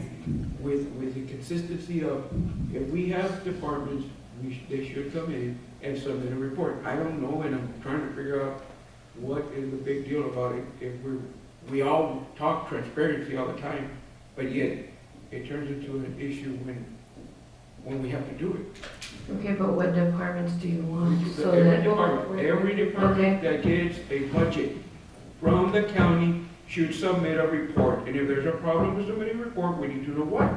That's it, real simple. Every department that gets a budget, if So you're somebody at, gets paid, are you gonna if somebody ask, gets paid, okay, but you don't need to raise your voice, you're gonna ask the district judges to come put a report as well? Do you want the Judge, you're district? telling me I don't need to raise my voice, everybody, every department, Okay, that's what I'm asking, you're Yeah, asking the if- district judges? if you feel the district judge needs to come No, in. you're the one that put this request, so I'm asking you, Judge, you're the one that put this we request. sat here Do months you want the ago. district judges to come in to make a report? Yes. Okay, Yes. district judges, need to start making a monthly report and a quarterly report? You can submit it the way it was decided, you can submit it by email. What is the? No, but that's not what doesn't the that she district- Doesn't the district judge submit reports through Ms. Gonzalez, because she's the No, clerk? he does not. No, but that's Ms. Gonzalez's report. The district judges don't submit any reports, right, Ms. Garcia? Y'all don't submit monthly reports or quarter reports to Dimmit, Maverick, or Zavala? No, we don't, but we do have reports. for OCA, but which is they're what done- we do, They're correct? done through the district clerk Yes. for us. That's what we do So it too. wouldn't be much for her to just pass that, to go through the district clerk to submit the reports to us? No, I mean, I don't even think we get them. Yeah, y'all don't They even just- do they that. submit them by themselves. Okay. So then it wouldn't be much. Because my whole thing, and like I'm saying too, I'm going back to the comment that even the commissioner had right now, is that if y'all guys are feeling like this isn't going to work, or you feel like we're contradiction or we're defeating the I purpose, didn't, because you. what I'm saying, he said it defeats the purpose. I don't know why he said that, but I'm telling you that that's what he said. What I'm just asking is that going back, I'm assuming that he's saying defeats the purpose about efficiency, because then you're going back, you're gonna ask for reports from the district judges, the district attorney's office, the county attorney's office. We've never asked for those reports. I mean, if we ever had a question that we not wanted them to come in, we would put a special agenda item requesting for those things, but at least in the going on 4 years that I've been here, we've never requested, and I don't think any of the judges have ever given reports to any of the other counties, or the county attorneys, or the district attorneys. And going back to what she said on reports, for the judges, we legally have to submit our reports to the state of Texas. So they get our reports for judges at least. For the county attorneys and district attorneys, I don't know who they submit reports to. But if Commissioner Odena is going back to every single department that gets budget from the county, then they need to come and start making a report. That would mean Ms. Mary Sandoval would have to come make her, every single department, every single person on the budget would have to start submitting a report. And I think, I'm just assuming, it is purely speculation, that the way it was done before in previous administration, that had not been had, because obviously for efficiency, because you're gonna be here a whole day looking at reports monthly reports from over 20-something departments for people that we give funding to. So then we would have to have the CSA coming in, we would need to have a report from, we would have to get a report from the library, public library, anybody, like you said, anybody that we want to give to. And see, and I thank you for really clearing that up, because if he wasn't willing to explain to me exactly why, then I wouldn't understand where y'all guys are coming from, and at the end of the day. I'm assuming, I don't know why, what he said, do you know why he said he was talking to you No, actually? I don't know, but let's. But I mean, you do agree, but hold on, real quick, let me just finish. Maybe we need to have two separate then, because if we classify the district clerk, the treasurer, the auditor, and then Mrs. Gonzalez, the constables, and then the JPs, and then with any other department that is collecting funds, maybe we need to have like how we do it for them and how we do it for like our departments. Okay, I have one question. Yes. We're gonna eliminate speculation, Okay. but here's my question. What is the reason for the three departments I just mentioned, the golf course, the arena, and the utilities, to be submitting a report to this board? Can anybody explain to me, because I'm trying to figure out the difference in the rest of the departments and these three departments. Because we're pretty consistent in accurate reports. I can stand by that. But what is the difference between those three departments and the rest of the departments? I mean, what, it's extremely inconsistent, and I'm trying to figure out why. You're advocating for your Well, departments. I'm just trying to be consistent. If we could be consistent, it helps the whole Yes, it county. is. I agree with what you're saying, and I respect the fact that you're standing here and posing this question, and the motive behind you putting this on the agenda is because you're advocating for your departments, and I can obviously tell that you don't feel that it's fair that your departments have to, but others don't, and I respect that. And to answer your question, I don't know, Commissioner, when I came in 2023 as county judge,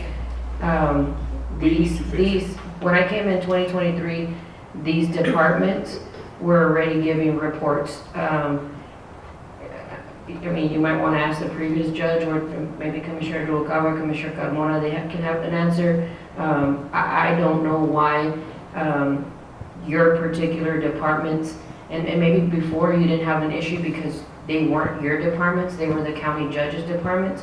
But now you do have a concern because now they're under you and you're having to give the reports, and maybe that's why you didn't question it before. And I respect the fact that you're questioning it because they're your departments, and you got to advocate for your departments, you got to advocate for your employees. But I know at least before I became the county judge, and when I came here, these were the departments that were submitting reports. I did not know why they were submitting reports. I don't know why. So I can't answer your question. Like I said, I don't know if Commissioner Rubalcaba or Commissioner Carmona may have an answer to your question, but they were reporting. If you feel that your departments shouldn't have to give a report or have to give it as much as others, just say that and we will respect that, and we can vote, and if we can vote whether we should continue to make the utility and golf course give reports or not. Judge, I want you guys to understand too, my main goal is to not have a disagreement or we leave at odds or unpleasant conversation with each other. But these departments don't belong to us as elected officials. These departments are supposed to run and operate for the benefit of the community and for the constituents of Dimmit County. So when you say, hey, this is his departments, at the end of the day, I feel that if I had a concern grave enough that I should be able to address it with the golf course, because the golf course doesn't belong to Commissioner Miranda. The department belongs to the county as a whole. The landfill does not belong to Commissioner Rubalcaba. The metro does not belong to Commissioner Carmona. The fire station does not belong to Commissioner Carmona. And I think that that's a little bit of the misconception that we're kind of getting into, say, is that you think just because you're overseeing a department, because at the end of the day, correct me if I'm wrong, if 3 of us decided that a department wasn't running to the standards of Dimmit County and benefiting Dimmit County, then we can move that department to where we would like to. And so that's what I'm saying. It's not necessarily to say that we don't need the reports from the golf course because it belongs to Miranda and that's his department. No, that department is Dimmit County's department. The IT department is Dimmit County's department. All these departments don't belong to us, and this is where it's coming back into that we ask the employees for reports, but if the elected official overwrites what Commissioner's Court is saying, then where do you leave that employee in that predicament? So I agree, it needs to be consistent with everybody, and it's not necessarily to say that if we want to reward it and we want to say it, these are Dimmit County's departments. These aren't each elected official's departments. And Dimmit County deserves to know what is going on in each one of these departments because they don't belong to one of us as individuals. When I took office, all these reports were being done. They were being requested already. They were being done. Some departments stopped doing reports. The reason why, I don't know. But my departments that I gained while I've been in office, they do their either monthly reports or quarterly reports. And as all other departments, if they stop, I have no control over why they stop. They just stop. So how do you fix it to say, and that's what I'm saying, that since these departments technically don't belong to us, they belong to the court as a whole, then how do we fix it to where that we can make sure that that doesn't happen? You put it in the minute. I don't see a problem. I mean, we've been doing the monthly reports, continue doing every department do the reports. There's nothing about it. Just do the report, show up or email them and that's it. Continue doing it. Whether one does it or the other one doesn't, we have to do it as one. Thank you, And I Commissioner. understand Mr. Mr. Uranda's frustration that says, well, some of them are required and the other ones aren't. It's not that they're required. Everybody's supposed to be doing monthly reports, but they're not doing them. And for the record, I don't have a problem submitting a report. What I have a problem is having 3 head of the department sitting in this courtroom waiting on their turn to present the report. And then we have work, we have things to do, which, of course, this is a priority because it's for transparency reasons. I do not have a problem. Well, I think what we need to do is when it's monthly report, so when they're due, put them on top of the agenda. That way, as soon as they're done, they can eat. But he's talking about having them come in person, so that's why I think we already agreed that it would be something monthly and then quarterly, Commissioner would end up in person.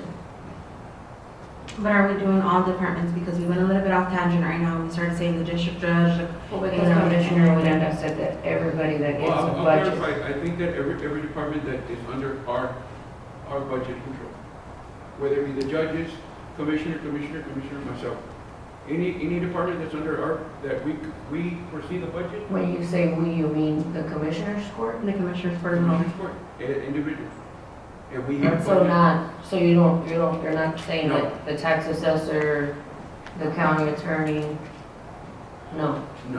okay. And we can leave the reports on how it is, I would say. Thank you. So then we clarified that grants planning, golf course, utilities, sports complex, fire station, landfill, commodities, code enforcer, sanitation. Metro, These are all going into monthly, quarterly. yes. All in favor? Or, excuse me, I need a motion. Motion. Motion by Commissioner Talamantes, Second. second by Commissioner Odena. All in favor? Aye. Any opposition? So we're all coming, Rolling for nothing. Quarterly. so we're gonna continue, either monthly or quarterly. You're saying No. quarterly, she's saying monthly. Monthly, they want monthly, submit a report, Commissioner Noguera. Quarterly is when they're gonna come in person. Because only some of your reports are done quarterly and they're not done monthly. I think to be consistent, to keep all So the all of them are departments, monthly. all of them are monthly, but they only have to come and report to Commissioner's Court quarterly.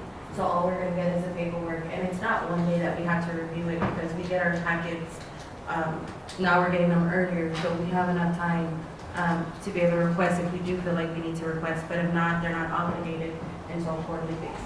So this will take effect January? January, and it will take effect for all elected officials. No, No, Commissioner's Court only. Commissioner's Court. Commissioner Court Department. 3.21, discussion and appropriate action, approval to renew and accept the interlocal agreement between the county and city of Carrizo.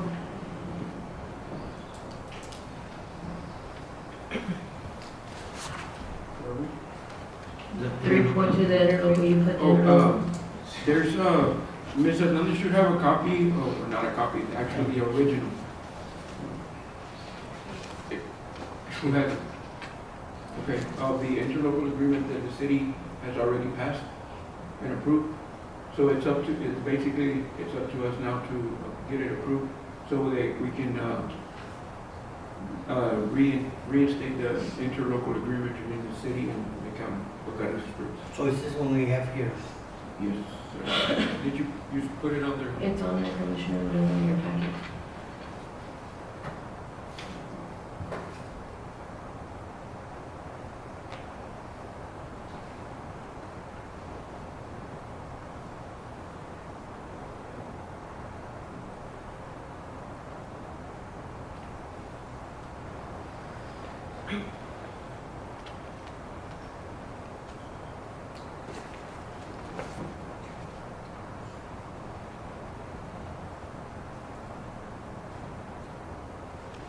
We're gonna work together on a brush pickup on the first week of the month within the city limits. Correct.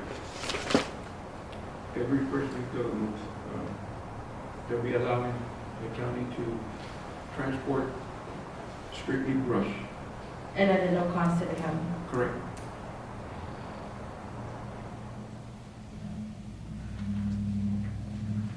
Section 1.2, number 3, how is the city gonna pay for the fuel? Are they gonna pay when they're fueling up before they go elsewhere to pick up the equipment, the material, or when are they're reimbursing, or what is it that they're gonna? No, they cannot be in exchange of money Commissioner, so what they're doing in the past, continuing what we were doing in the past, which if one of our trucks transports material for them, we are allowed to go into their yard and fill up the truck tank out of their fuel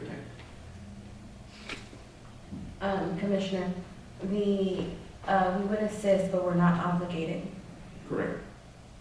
This is strictly assisting each other in whichever way necessary. We're not in no shape, form obligated. It's a contract, it's an interlocal agreement, it's not a contract. And it says they are allowed to use the conference rodeo arena 3 times out of the year, and we're allowed to use the civic center 3 times out of the year. Correct. Who will distinguish who gets to use it or when? What do you mean? Like for county events or? For county events, yes, ma'am. So And theirs has to be if city you were to events. need, It was because remember, that section right there was on there, Commissioner, because if you can recall, we do the annual teacher drive at the Civic Center. We've been doing it, right, for a couple, 3 years now. This last time around, the city manager, I guess she found some language that said that, because the previous city manager would happen to be Sheriff Castaneda, they would allow us to use it free of charge. This year, they did not allow us to use it free of charge, so we had to pay to use the Civic Center. So Commissioner Urenda and I, out of our pockets, paid for us to use the thing.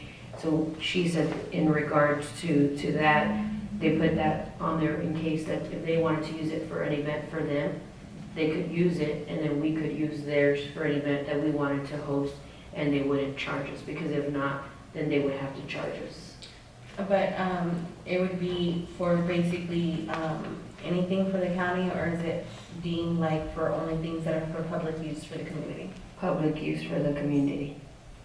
Or, like let's say we wanted to have a training there, we could use it, because even for trainings, if we wanted to have a training there, we would have to pay them. The Border Patrol lift station, be responsible with costs associated with the Border Patrol lift station, such as electricity, parts, materials, equipment, maintenance, and repair. that's correct. That's correct, we've always.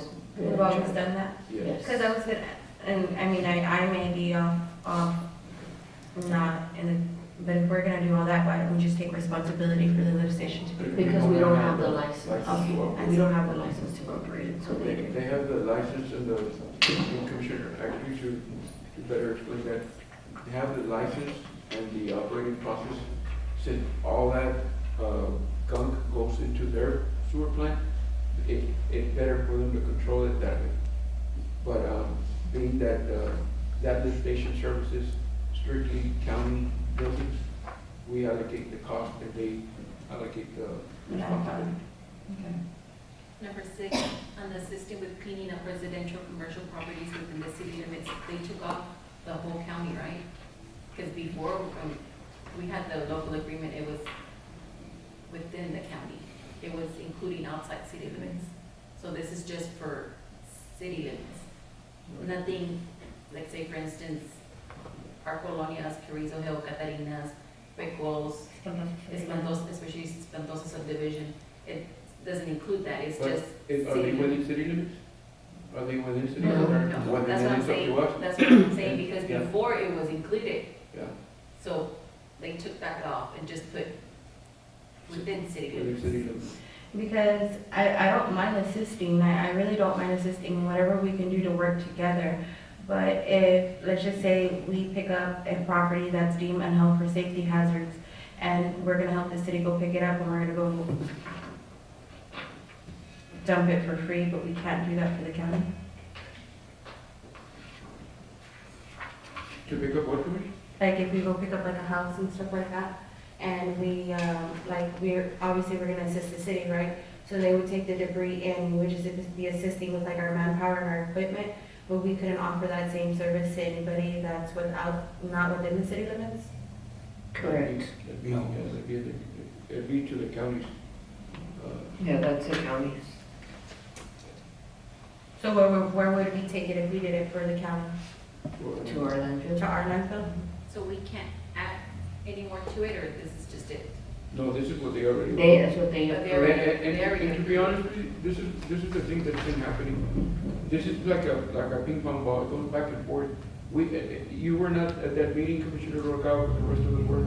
We had already walked out of there. With an agreement. Everybody agreed, and then It was different. it started changing things. I met with, Mr. Gonzalez, and he made me aware of a couple of things that we really needed to look at. Brought it up to our attention, of course, things needed to change to, and I don't know, for some reason, I don't know why, but people keep indicating, well, it's a one-sided contract. You know, honestly speaking, if a constituents are benefiting, that it's a one-sided contract. That's one of the things that we kept hearing. No, the other one, What other one? you said over, like, understand. It's a one-sided contract, and in reality, this document should be there to assist our community. If we can work together, we're helping our people. I don't know why we keep seeing it as a one-sided contract. In the past, and you said it before, Commissioner Noakawa, it's worked, it wasn't perfect, but it was working up well enough where we could provide assistance to our people. Not too much the city. I don't think anybody thought it was a one-sided contract with the city. And then Mr. Gonzalez for I mean, we always had the contract before, we always had, I mean, when I came in, We were able to work together and do everything that was on it until they changed.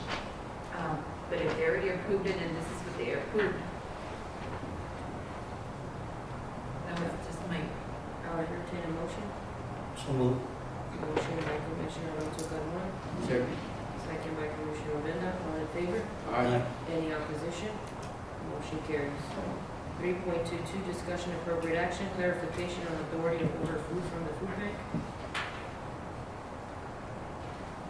Judge, I placed this item on the agenda for clarification. My understanding was there was uncertainty on the original motion. And my personal motion was to allow and authorize commissioners who wish to participate in the ordering format for the ordering for the commodities. I think on your motion, you didn't have a motion, you had abstained. That's what it was. You Judge, had, I looked at the video. no, I know, but the minutes. I know, but by looking at the video, there was no vote. But I know that later on, after the fact that that everything had gone out, he advised Miss McDaniel that he had abstained. I know that we say that the video is not part of the meeting, but I looked at that thing, as, it was a 2-2 vote, and it had already failed, or no action taken. Later on during the meeting, I think it was the next item or so, he states to Ms. McDaniels that he had abstained, but there was no vote So, in my part. so just for purposes of this agenda item, Commissioner Odena, to clarify, the authority still stays with Ms. Miranda. The commissioners do not have the authority based on the minutes as they were approved. There was a 2-2 vote and 1 abstention, which was you, so therefore the motion died. If you want to put it back on the agenda for a revote, to get, Well, it is on the back of the agenda to revote right no, now. it's on there to clarify the authority. Unless, That's why. You're- No, you want to clarify, sir. I read here, you were clarification. I wanted to clarify and make the motion. so you wanted to make the motion to allow the commissioners. Yeah, none of the agendas tell you that you're gonna make the motion, it tells you what you're gonna discuss. Yeah, and on here it was just a clarification on authority. So you're asking to clarify the authority, and you're making your motion to allow the commissioner. The commissioners. Commissioner. Whoever wants to, if you don't want to, you don't have to. Nothing's being forced here, but. I'm not saying you're forcing me. All I just said, I don't want to do it. No, You don't have I to. respect that, Commissioner, 100%. I'm not saying that I want to do it. That's why we have this young lady here that orders for everybody, and it's equal to everybody, every precinct, because we discussed this. And when we discussed it, we said, we take care, you and I, take care of precinct 6 and she takes care of precinct 3. Now, if she's gonna take care of precinct 6, they're gonna have to go to Biggles and pick up their commodities. Because that's what it falls under. If she wants to order, it's not gonna be an order only for precinct 3. She has precinct 3 and 6. So that's why Ms. Miranda, this young lady here, does the ordering for everyone. Because to me, that's what we've always done. Okay, so you're saying that because Ms. Miranda is head of the department, that she should be doing all the ordering for commodities? No. What I'm saying, ma'am, that she does the ordering. If you want to change it, that's fine. But you're gonna have to my people don't have to. Let me reword it. Okay, I'm trying to understand you, that's why I'm asking for clarification. Let me reword it. Okay. When she orders for precinct 1, precinct 2, and precinct 6. Is that correct? Sure. And when you order, you order for precinct 3. Ashton orders for 4, 5, and 7. Or she does, or I don't know, I'm not gonna speak for no other department. I order all departments. For all the county. But, but that's what I'm saying. But we have the precinct 6. So what he's saying is that if Commissioner Talamantes is gonna start ordering for her precinct, Is for that what her I'm saying? precinct, then she's gonna have to take precinct 6 over there to Biggles. So people from precinct 6 are gonna have to go pick up from Biggles. That's what he's saying. I don't understand why this is gonna get complicated that much, because as Name has been on the know, she submitted the order form, and hold on, give me a minute, I asked Ms. Miranda, I said, hey, Ms. Miranda, is it too late for me to make a few changes? I asked for permission, I didn't tell you to do it. She didn't tell me, go ahead and send me whatever it is that you're trying to adjust, and I will see if it's available. And then we went ahead and we did that, and we had no issues working and doing that with each other. And then later on, I did hear that they said, well, I didn't have the authority to do it. I didn't tell her what to do. I just simply asked her. And that's all that I'm asking to do, is just to work with the department to be able to make key changes to benefit. I'm not saying that I want to take the responsibility away from you completely, because at the end of the day, the main goal is to work together. But we've had the discussion to say that, you know, it's a lot harder for the people in Big Wells to get access to produce than it is for the residents in Carrizo. I don't want to take any responsibility away from you. I just want to work with you to be able to make changes to the order when I see fit that would benefit the people in precinct 3. And other than that, keeping it fair all the way across the board. But I think that, But if you order for 3 and 6, and he's saying 6 is here, then your people from 6 are gonna have different food than what he's No. gonna have, and it's gonna cause an issue. yes, and that's what he's getting at, and that's what I'm telling you. That's already the issue that stands right now, Judge. We can't sit here and we can't say that Carrizo doesn't receive different items than what Big Wells and Asherton do, because some of the times, we've already clarified that happens. Sometimes Big Wells will get something different than what Carrizo gets or Asherton gets, and it's not to be intent, it's not to be malicious, it's just sometimes it happens because of what's available and what's not available. Sometimes with funding, they have more funding for over here in Carrizo because there's more people. So again, I don't understand why this is getting so deep into precinct 3, precinct 6, because we can make the same argument when it comes to grants, because we have a grant writer that works for the county that does all the grants, but at the same time, we have 2 commissioners that choose to do their own grant writing. So at the end of the day, if we're gonna start comparing tomatoes, we can start comparing all tomatoes. All I'm trying to do, Ms. Miranda, with all due respect, is just be able to assist to better serve the people in precinct 3, because it is hard for them, and I know that you were out there with me this last time. You can see that there's definitely a lot of people that desperately need the assistance out there. And the few key changes that we did make this last time, and I say we because again, I asked you and you accommodated to me, was like the chocolate cereal. The kids were so excited for it. Little things that get people in my community excited. If you want my assistance in precinct 6 to come over here and assist you, I'll be more than willing to do it, to come in and assist you out here. Whatever you need assistance with, I just want a working relationship to be able to provide for everybody the best possible way that we can. And I do know that sometimes it's going to be different. It's not always going to be the same, but that's okay. I think that we can work past that and still be able to provide the best service to the entire county. You don't want to do the ordering, you just want to say what Yes, you, I want to you give would like. yes. You just want to give her, Yes, if I this is what I want, or can we get this? Yes, If I see the order form, can I just change it up for this? And that's what I did. The only thing is sometimes she gets it like late, so they might not have what you're requesting, so. And then that that's would only completely be the- understand. The difference, and then, of course, they're gonna say, you get this, and the other commissioner's giving that, or we're getting that, but it has to be, and I'm saying not on time, sometimes she gets it like a week before, and then we're due by Friday or Thursday, And- a different order. And that's completely fine with Commissioner. If it's not possible, it's not something that we can do. As long as it's not being done maliciously in an attempt to say, hey, no, but whenever it can be, like I'm telling you, this last time it worked perfectly fine for us. I called her and asked her, can I make these key changes? I sent her the request of what I want to change.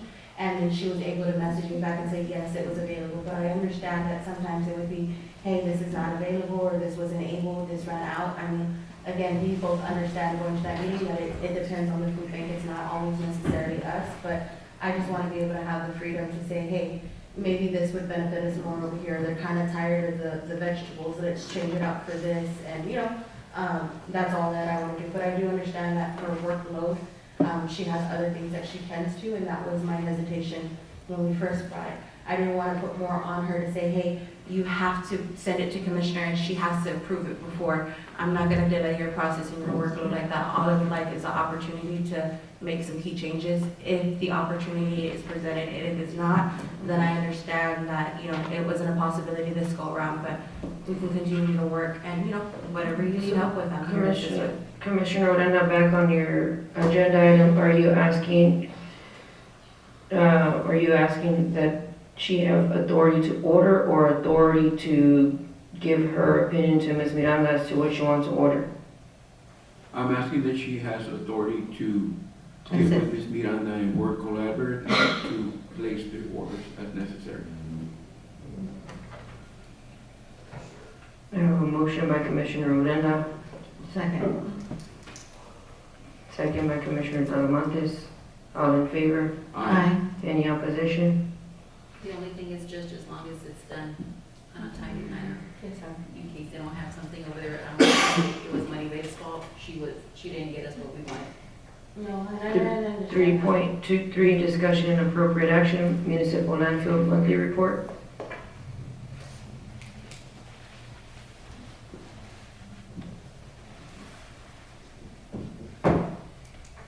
Does it have somebody, Commissioner Furukawa, or? I submitted them. Maribel Oh. did. We ordered already also the tip grinder, so it should be here within 90 days for the brush for the landfill. Commissioner, can we start taking the brush to the landfill already? Because with the New Year's coming up, I'm not paying a lot in tipping fees, and if it's already on the way, They said up to 90 days. up to 90 days. I mean, well, I know that we have the mulcher too. Yeah, we're mulching ours, and then once we mulch it, we take it to the landfill. Okay, but there's no way that we can go and jump it there, and then maybe the landfill employees be able to mulch it for us? We don't have a mulcher there. But you don't have the one that connects to the machine that, And so the one I have it at the Metro, so we do it there at the Metro, where the empty area is, and then we take it to the landfill. so they can Was follow that- that same process? Can we take it to the Metro and then they mulch it for us? And okay. Commissioner, that mulcher, was it for the Metro or is it for the landfill? It's for the landfill, but since I only have 2 employees over there, we do it over here when there's time. When we pick up brush, we do it. So if she has brush, her employees can go and mulch it there, because it's there. And then we just haul it to the landfill. You don't have a mulcher, right? I have a small one and it gets really, really difficult and to put anything in there. Is it the same as ours? Yeah, I think so. Yeah. So, I mean, it would help me out a lot, and especially right now with the New Year's coming up, I want to make sure we clear up But the it's brush. there at the Metroplex to the back, towards the back, so they can use that and mulch, and once it's done, they just take it to the landfill. Okay. And once we get the tub grinder, it would be it's gonna be a lot easier, just to take the brush and they can do it there. But we won't have to do it like our department. Right now, yes, but once we get the mulcher at the landfill, the big one, the landfill will do it.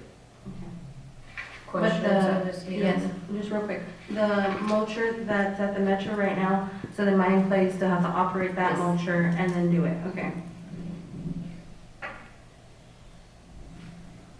Other questions of Ms. Miranda? No questions? On the Good question. Ms. Miranda, or Ms. Miranda, Commissioner, do you think eventually we could have Ms. Brenda, is it Brenda? Ms. Reyes, yes. Ms. Reyes? Because I had a couple of questions for her, because she's the one that, she's holding the license record in comparison to the city landfill, to see how we could, I see your tonnage, the tonnage is coming in. I believe that, is it both landfills established with the same quantity of tonnage? I think ours is 20. 20? It's Per, the same. per week? It's the same as the city. Same as it, yeah, okay. So it'd be what, like 7,200 a year, tons, I think it's 20 per day. and the rollover? Uh-huh. Okay, and right now you're averaging, Like, let's say for instance, Monday was 10. Week, November is 18 tons for the week. In November, week 2, 29 tons. no, 29 tons right here at the end of the week total. There's right here at the It has bottom. this tonnage on the bottom. yeah, that's the weekly, okay, that's typically, so you're set up for how many tons per week? 20. 20 per day, sir. So that would, 20 per day, okay. So you're well under your tonnage, correct? Yes. Okay, Because per week it's 100 tons. Yeah. okay. Because Wednesdays and Fridays we have one truck. Okay, gotcha. I'd like to report to you on this. So why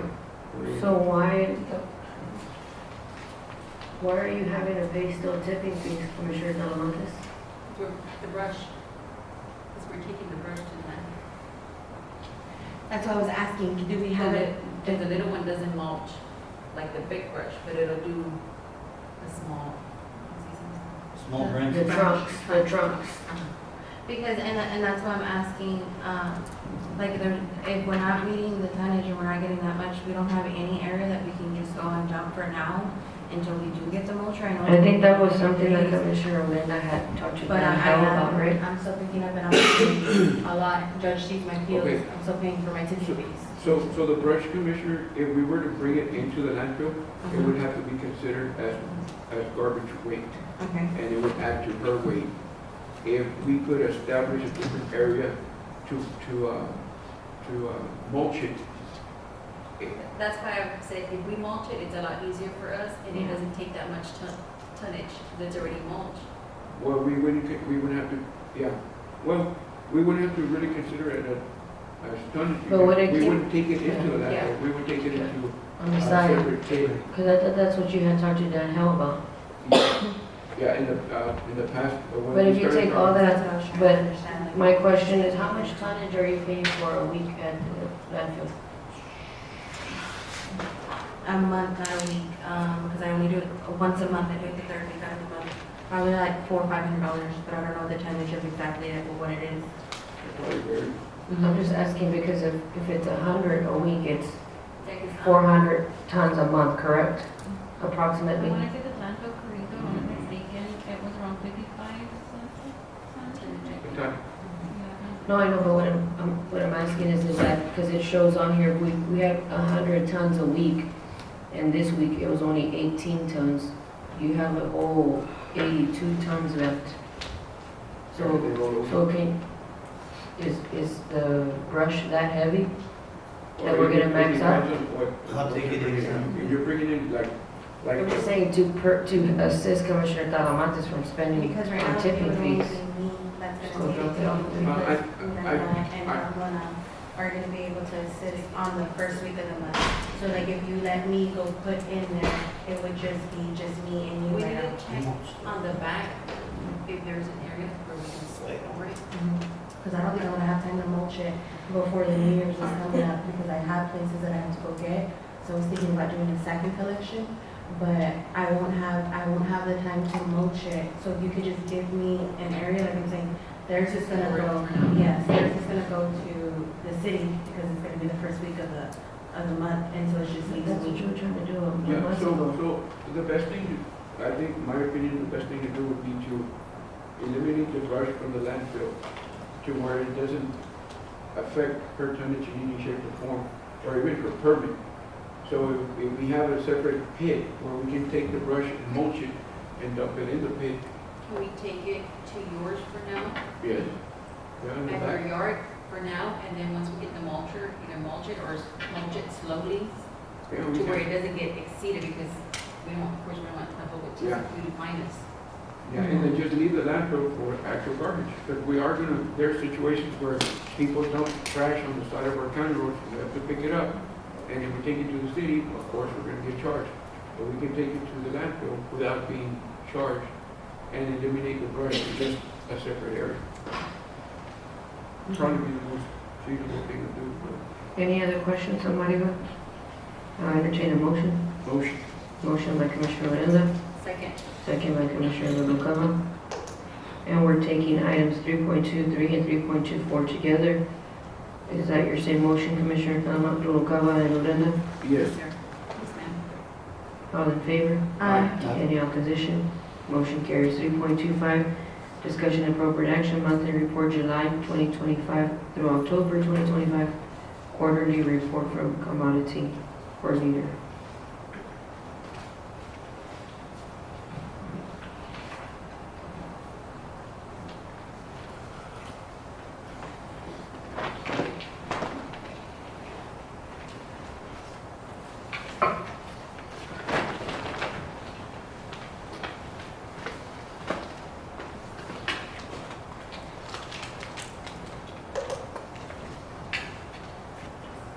Questions, Ms. Miranda?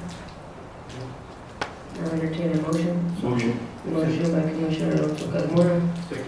second by Commissioner Odena. All in favor? Aye. Any opposition? Motion carries. 3.26, discussion and appropriate action, monthly report, November 2025 activity and inform of February. Commissioners, good morning. As the commissioners are aware, for Big Wolf and Henrietta and Carrizo, we did register into a new tool called Vibrary. That's something that anyone can search up and Google us and find information as to when our pantries operate, our office hours. They can find our schedule on there.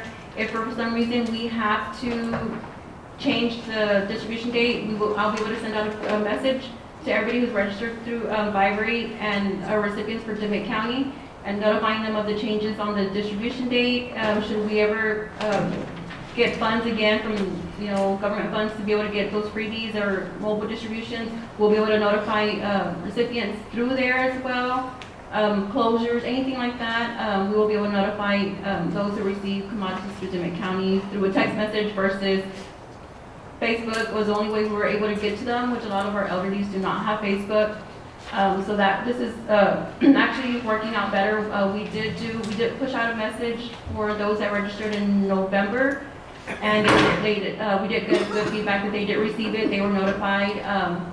So that's something different that we're doing to be able to reach everybody here in Dimmit County that receives commodities. Yeah. Go And I would say, real quick, we got a lot of compliments. Thank you.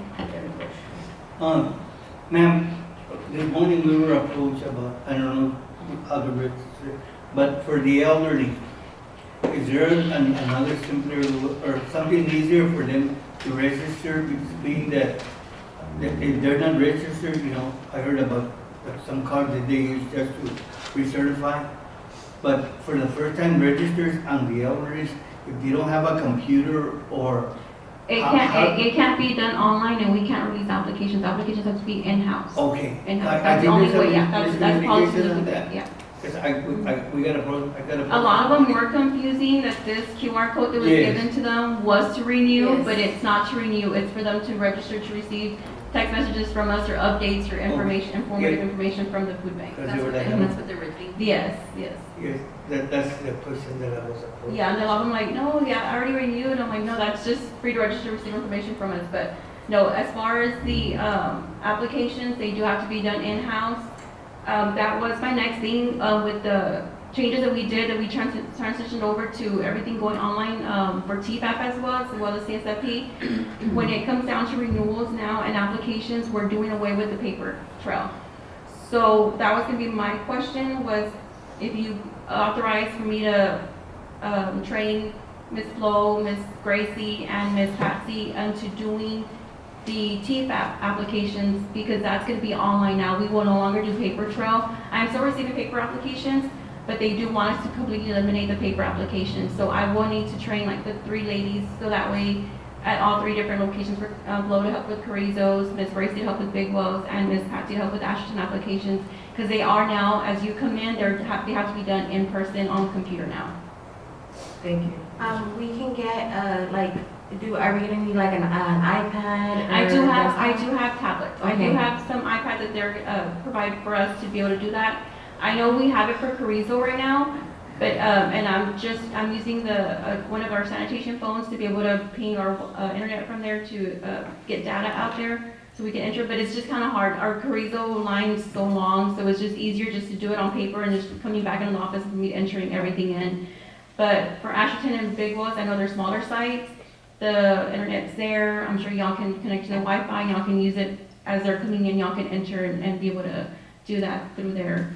But that would be my other thing, was to allow the CEs to be able to do applications on site, because now we are doing away with the application. The only one that will be paper will be CSFP, which is a 16 over. At the moment, it is capped out. So anybody who has applied as of November, they were put on the wait list. Thank you. And like I said, Ms. Miranda, we receive multiple, we have a lot of people sometimes, because you know how we have the dates and then they come, and we have the date this last time and we had a lot of people. And so we had a lot of compliments of people coming back and saying, even going as far as to saying, why can't Dimmit County do this for the entire county as a whole, to be able to push information? So I congratulate you on that and getting that up and going, because you received a lot of compliments in my area for it. Thank you.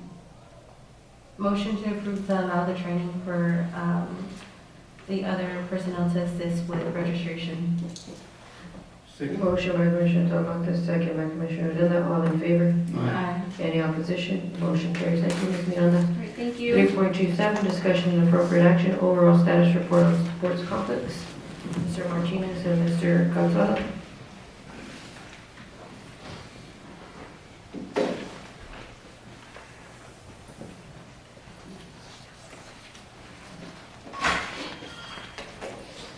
Hello, good afternoon, how are you?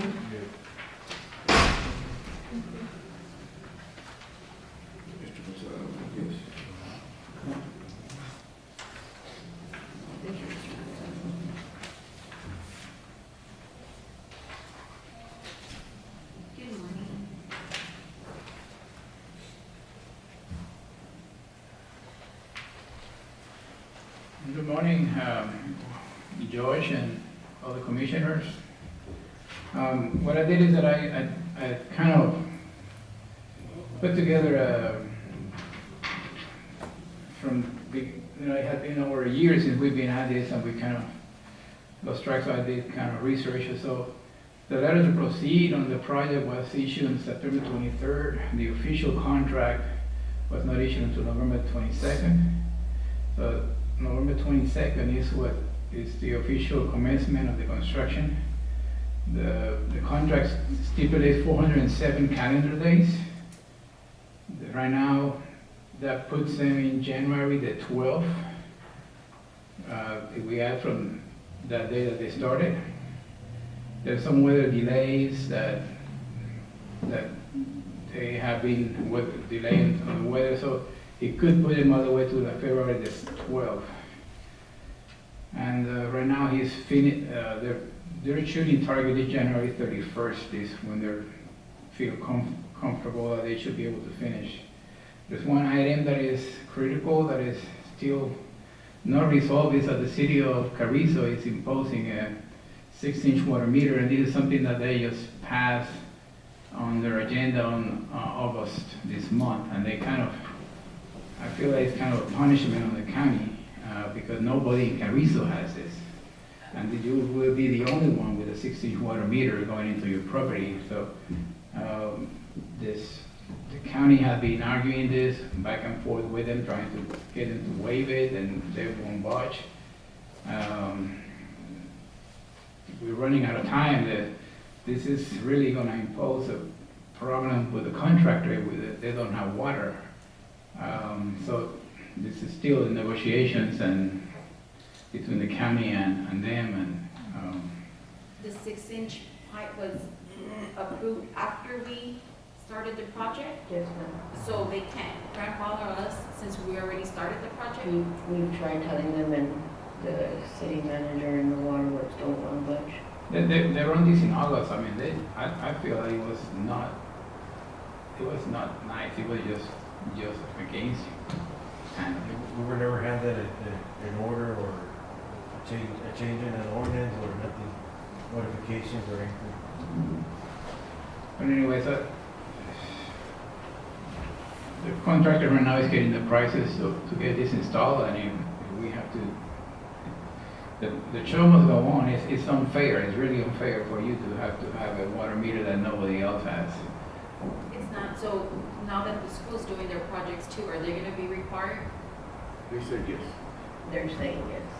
They're saying So yes. that's why the school's budget also, from my distinct understanding from what they told us, and it's all speculation, I don't know, I haven't spoken to the school commissioner who come up, but from what the schools, I think Commissioner Lenda, you were advising me as well, the original cost for the new schools was like 91 million, correct, Commissioner Lenda?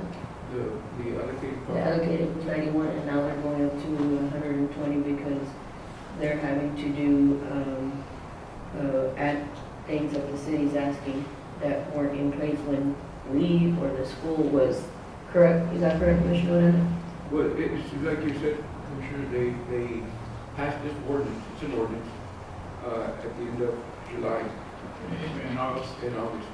And the project had already started, so, the argument is that when this project started, the funding was allocated for this project without adhering to the cost of this, requirement that they're asking for. And not to mention that the water meter, the metering water is being metered because every line, as it branches off, the trunk line has a meter.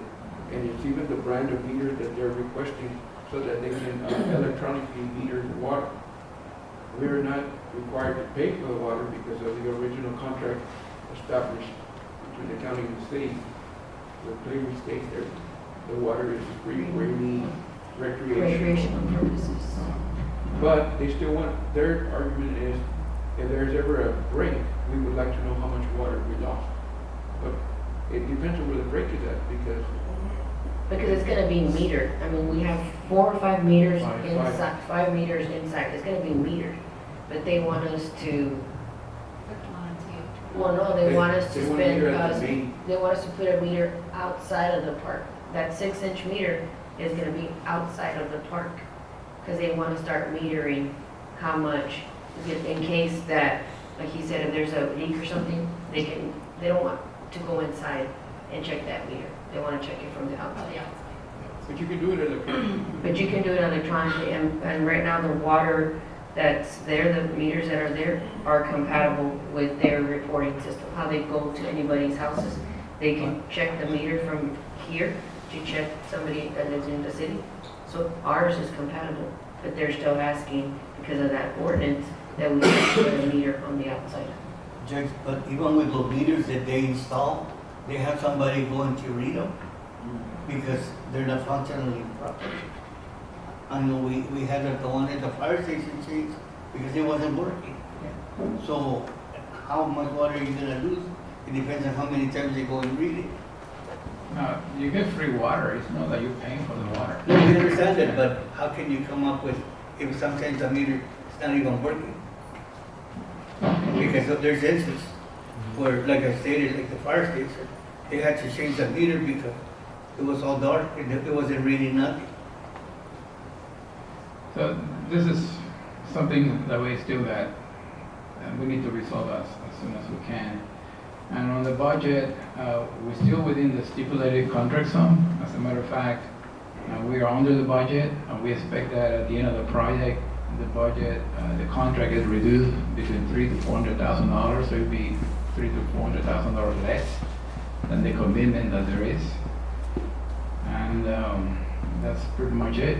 Just a matter of they're in a race to the finish line. I mean, In January, February, that's when we get rain and we get cold weather. that's when it gets worse. That's the issue we have. I've had it before in Diamond H, Yeah, so we do. and then there's the landfill. Yes, remember? so I mean, I don't mind just as long as it comes to Commissioner's Court. I understand that. My only thing was concerning also is the 6-inch water meter. I mean, because we had already approved to do our project, they did this. The only thing, Commissioner, in regards to what you're saying, I agree with you. And from a legal standpoint, my first thing was like, legal, right? Like, it's not right because they approved it after the fact. So you can't go and do a retro ordinance for us, correct? But like Mr. Gonzalo was saying, our hands are tied in a sense because we can fight it. And we've spoken to Mr. Franklin and he says, we can fight it, but then that means the project's gonna get delayed because we're gonna go into the court system, it's gonna cost money. So right now, we're trying to find out how much it's gonna cost to insert this water meter, and if it's still within the funds that we have, because right now we're about 450,000 under budget, but if we get money out from the retainage to pay for that water pipe, obviously it's gonna go down. And I agree with you, we don't wanna rush them into hurry up to finish, because I was under the belief, and I had spoken that to Commissioner Urena, that the project was supposed to be done in November. But when we started looking at the numbers, Mr. Gonzalez brought up the numbers, he said it's 407 days from November 22nd, which is technically really January the 12th. But he told me last week, Judge, you also have to consider, and you know this, Commissioner, look out, because we had the issue with the landfill, they get rainy days, right? So they haven't applied those rainy days, so that's why it pushes it to February 12th. Catamount saying they're gonna try to get it done by the 31st, but that's with the fact that we can take care of the 6-inch water meter situation by sometime this week. If we don't, it's gonna push it back. But I do agree with you in your concern that it's extra money that we had not planned on doing. Like Mr. Gonzalez said, it wasn't asked to be done when they built the sheriff's department, it wasn't asked to when we built the arena. In that area is what I'm talking about. And now they're trying to grandfather it in, and it's being done for us and the school district, unfortunately. So it's important that they already had in place? No, they just approved it in August. It just happened a couple of months ago. Because I stand to Judge, I mean, the most part that I was having the main concern was, and you just said that we anticipated the date of completion to be November. And I'm That's my fine, fault. yeah, and I'm fine with it not being November, because again, I want to make sure that we're delivering a quality that Dimmit County deserves, as far as it. So I don't want them to feel as if they're rushing through or they're trying to get the work done, because at the end of the day, we've already invested so much into it, and we have the entire community excited about this facility opening up. So I would be more concerned to make sure that it's a structure that Dimmit County deserves going forward. And if we have to push back the date of opening it up and fight legally for what's right, I mean, that's just something that we have to do. At the end of the day, we have the intention of the community as best intention at heart, So we have to push back that date. I have no problem either signing any change orders or approving any change orders to make sure that we're getting something we're paying for.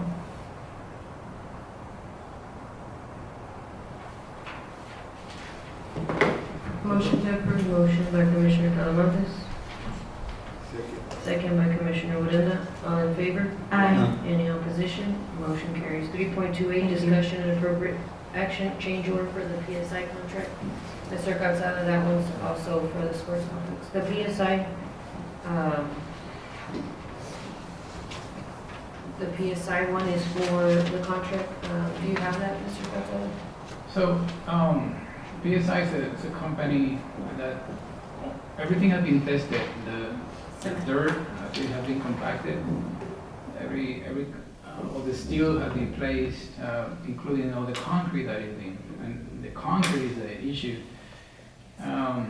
Here in Carrizo Springs, there is a limit of mostly 100 yards is the most that they're willing to give you. Like the companies are really busy. They gotta supply everybody. And even when they did the main arena should have been poured in 3 pours, and it took 7.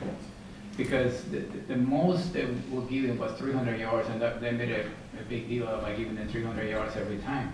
So everything else, they've been cutting them back to 100 yards. Typically, a regular report, 300 to 500 yards is very common. So what is happening is that the county, again, because they won't give them more than 100 yards in a pour, the testing company has to come a lot more times, because instead of making it one trip for 300 yards, they're coming 3 times more. So they, at the beginning of the project, they're blinded, say, budget like 90-something thousand dollars, and they said that should be enough for a typical standard project. This project, because of this 100-yard situation, is taking a lot more testing than they anticipated, and there was no way that they could know that they're gonna take 3 times more testing than they anticipated. So this change order, what it is that they run out of, they charge every time they come. So they run out of funds, because they're having to come more and more, 3 times more than they're supposed to. What And is, that's, I'm sorry. and that's what this change order is about. What is the change order amount? 152,000? No, I No, don't I have think it. it's like, what is it, Mr. Pereira? The additional funds is like 40,000. 40,000. Yeah, it's 40,000. Additional 40. And then to add additional 40,000. No, if they don't use it, you don't get charged. You're not committing it. They're estimating another $40,000, but if it's only 20, it's only 20. And this would come out from the under budget that we are 400. Yeah, you will have the funds. Okay. Do you have the backup for the change order? That's why I don't have it here. There's no backup? The PSI testing, have we been passing all the PSI testings? Or is there anything that is, Excuse me? the PSI testings, have we passed all of them? We would bring it back to you, but it's just basically so that we can get it. He's talking about the PSI amount. This is No, to yeah. approve approximately 40, but when the actual amount comes, we'll put it back. But what I'm asking is, have we passed them all to say, like, is there anything that we're getting to go double? Like, if they come down and we didn't pass it the first time, and then they're coming down again because it wasn't a passing, that's what I'm asking. Has there been any PSI testing that has failed? There have been a few. There's been a few? There have been a few. So on top of it taking more, it's still issues with the PSI testing not passing, so they're having to come again to make sure that we pass, and they're testing the same thing, 2 They times? need to come back whenever they're redoing that. Okay. I'll entertain a motion. For The- 40,000, for the additional 40,000? Okay, motion. And again, it's their estimate. If they don't use it, you There's no don't pay much for it. testing. That needs to be done now? You're at the end of it. Then we'll get a copy of the change order? I'll put it back on court, Commissioner's Court. No copy. No, there's no attachment, I'm sorry. Okay, I'll email it to you guys. I'll get it from Mr. Pereira's office. Do I have a second? Second. Second by Commissioner. Was that you, Commissioner? Alonso It barely Carmona. came up. Second. Motion by Commissioner Talamontes, second by Commissioner Alonso Carmona. All in favor? Aye. Any opposition? Motion carries. Thank you, gentlemen. 4.1. Yes. 4.1, discussion and appropriate action approval to use Adaptive Inc. to update the jail control systems and equipment. This one, Judge, they are tips contractors. This is to replace the control panels on the doors, sally ports, 76 intercoms, on utilities. It's something that's needed. Our jail locks are not being, In compliance? yeah. I remember us talking about it, right, and you said that it was in compliance. I would like to use the same company, even I believe Sheriff Salinas, they use them. This is, by Warren? Tips. Tips. Sorry. Any other questions? And this one is $152,630? That's correct. And this is for the whole jail, it's gonna be a one-time? Yes, one time. Any further questions? Discussion. Need a motion to approve? Motion. Second. All in favor? Aye. All opposed? Motion carries. 4.2, discussion and appropriate action approval to purchase weapons from Johnny Sports Shop, quotes and quote forms attached. On this one, Commissioners, the other one, 4.3 shouldn't have been, that's part of the quotes also, that one, I was only, for this type of weapon, I was only able to get 2 quotes, GT distributors, which they are buy board, they didn't have this type of weapon. Okay, but for right now, we're on 4.2, correct? That's correct. Or did it come back with 4.3? Well, 4.3 shouldn't have been on there, 4.3 was Okay. one of the quotes. Okay. Any questions from the You're commissioners? going with Johnny's. Johnny, that's correct, they're the, cheaper than the, actually the other one. So moved. Motion made by Commissioner Noguera, second by? Second by Commissioner Odena. All in favor, state aye. Aye. All opposed? Motion carries. And no action on 4.3, correct? That's correct, that one should have been on there. Discussion and appropriate action approved for Dustin Lopez, Jessica Carmona, and David Serrano to attend the Desert Snow 3-day hands-on criminal interdiction workshop on January 21st through the 23rd in San Antonio, Texas. This one is for my traffic units, I would like to get them certified, training on criminal interdiction of vehicles. So moved. A motion by Commissioner Noguera, Second. second by Commissioner Odena. All in favor? Aye. Any opposition? I abstain on Jessica Carmona and Daniel Serrano. I have one abstention And of approve Dustin Lopez. Commissioner Alonso Carmona to abstain for Jessica Carmona and Daniel Serrano, and he will vote for Dustin Lopez. All in favor? Aye. Any opposition? Motion carries. 4.5, discussion and appropriate action approval for the Xerox pricing proposal for the Dimmit County Jail booking area. Hi, Ms. Montes.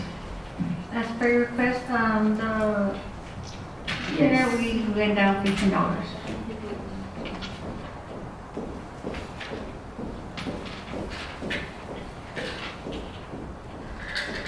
It was 285, went down to 270. Any questions?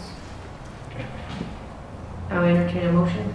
Motion by Commissioner Odena, second by Commissioner Alonso Carmona. All in favor? Aye. Any opposition? Motion carries.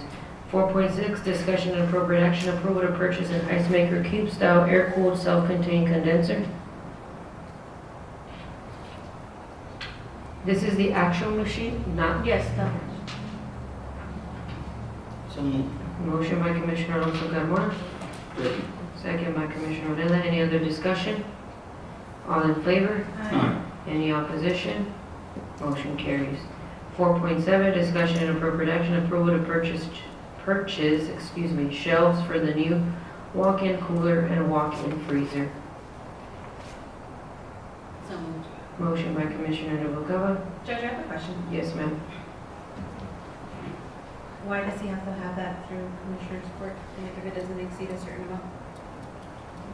On the, It was part of another quote that had some. Oh, okay. on the which one? On the shelves, because I would have thought like something like installing that, but it would be up to, you know. It's another purchase. Yeah, but he's saying that it was a quote that they had got. It was so- additional one, yeah. I have a motion by Commissioner Noguera, third second by Commissioner Alonso Carmona. All in favor? Aye. Any opposition? Motion carries. 4.8, discussion and appropriate action, jail status.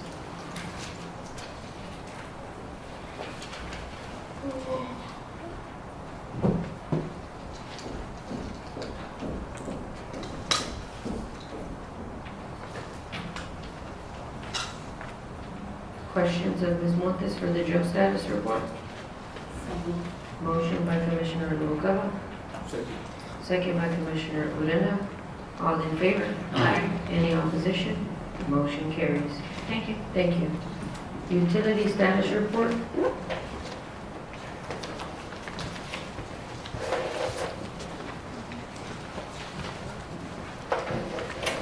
Thank you so much, Mr. Coogan.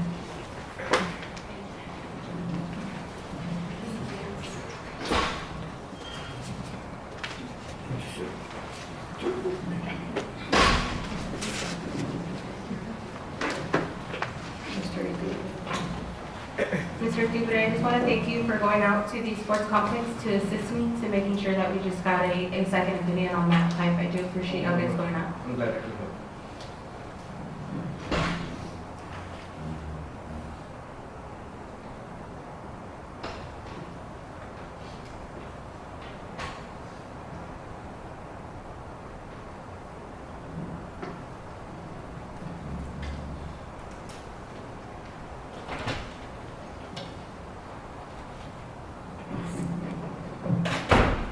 Questions of Mr. Iturbe? Motion to approve. I have a motion by Commissioner Alonso Carmona, second by Commissioner Talamontes. All in favor? Aye. Any opposition? Motion carries.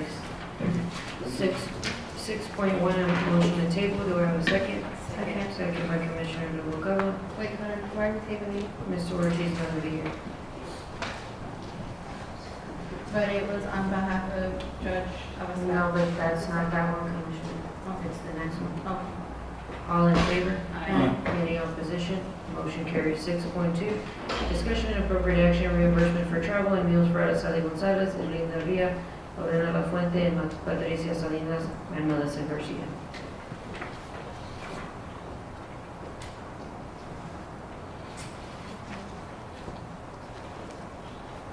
Questions? Let's see if we're going to see that.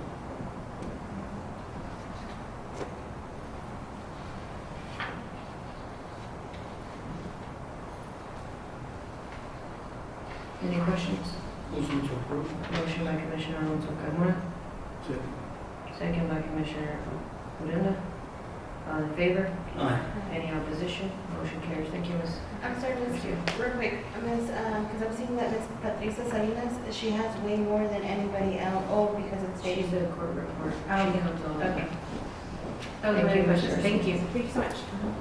Six Happy holidays. 6.3, discussion and appropriate action, monthly report from Mr. Pereira, County Auditor. So this is through the end of November, and total collections, we had, sorry, through November, 9,544,328, which is the fourth column.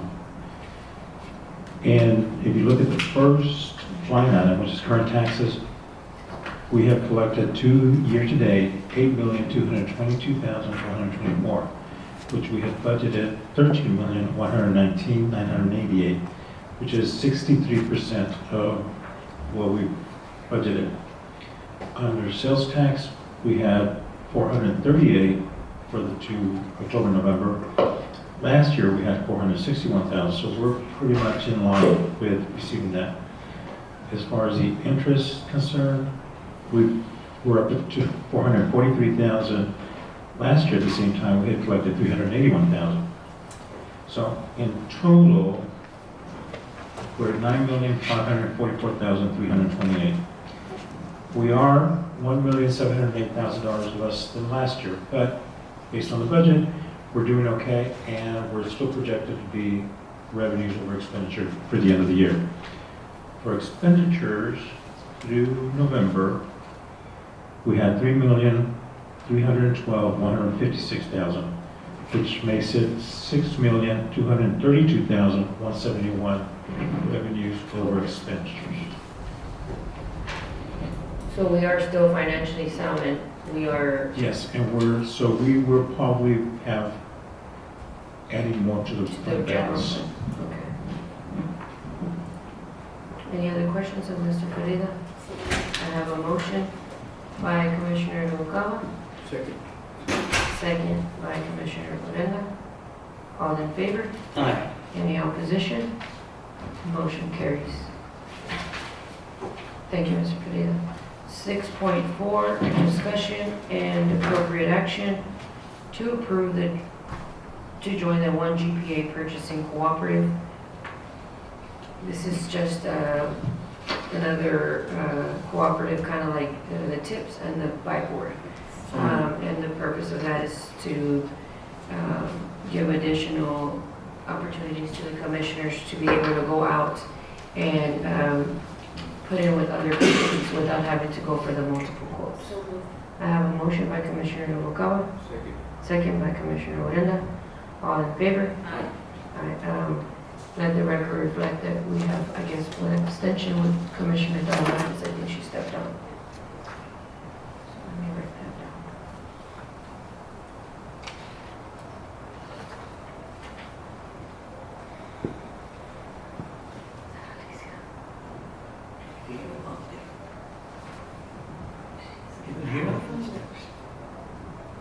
Do you hear her? I heard her talking. Okay. Sorry. 6.5, discussion and appropriate action, change order number 5, Those are your approved last Commissioner's Court. Diamond H. Oh, why was it on here? Mr. It was Pena. submitted by me accidentally. Oh, So there's no action? just, Excuse there me? was a change order for what The fence? To replace existing dilapidated fence. We had, That's the one that I asked you if there was a county fence? So it's not supposed to be there. No action. No action. 6.6, claim docket. It went in my accident. 6.6, 1, general fund, $1,471,818.84. Dimmit County Airport, $15,188.59. Dimmit County Golf Course, $30,594.31. Courthouse security, $10,304.39. Technology fund, 1 cent. Records management, $7,284.93. Utilities, $103,637.81. Equitable sharing and forfeiture seizures, $821.86. Forfeiture account, $7.10. Rodeo Arena, $1,650. Stone Garden, $259,068.12. Excuse me, $259,068.12. Operation Lone Star 2022, $88,943.49. Valley Well Cemetery, $162.91. Dimmit County payroll, $439,074.29. Excuse me, $439,074.29. Tax note series 23, $2,296,330.31. Transportation and investment zone, $1.60. COs 2017, $17,596.85. COs 2018, $36,304.05. SB 22, $27,494.61. And opiate grant abatement fund, $9.76, for a grand total of $4,806,293.83. Motion to approve. Motion by Commissioner. Is that the conference room or what is it? It's the floor. Probably in their office, right here, their office. It's lunch hour, so it might be talking on the conference room, right? Or the talking? It's by Lisa. I would dance. I have a motion by Commissioner Alonso Carmona, Second. second by Commissioner Rubalcaba.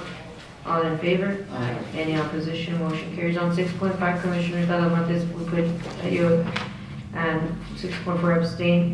There was no action on 6.5. Commissioner Rubalcaba accidentally put that on there. That's the one we had taken action already. Entertain a motion to recess and adjourn. Motion by Commissioner Rubalcaba, second by Commissioner Alonso Carmona. All in favor? Aye. Any opposition? Motion carries. The time now is 12:57. I'm calling the Public Facilities meeting to order.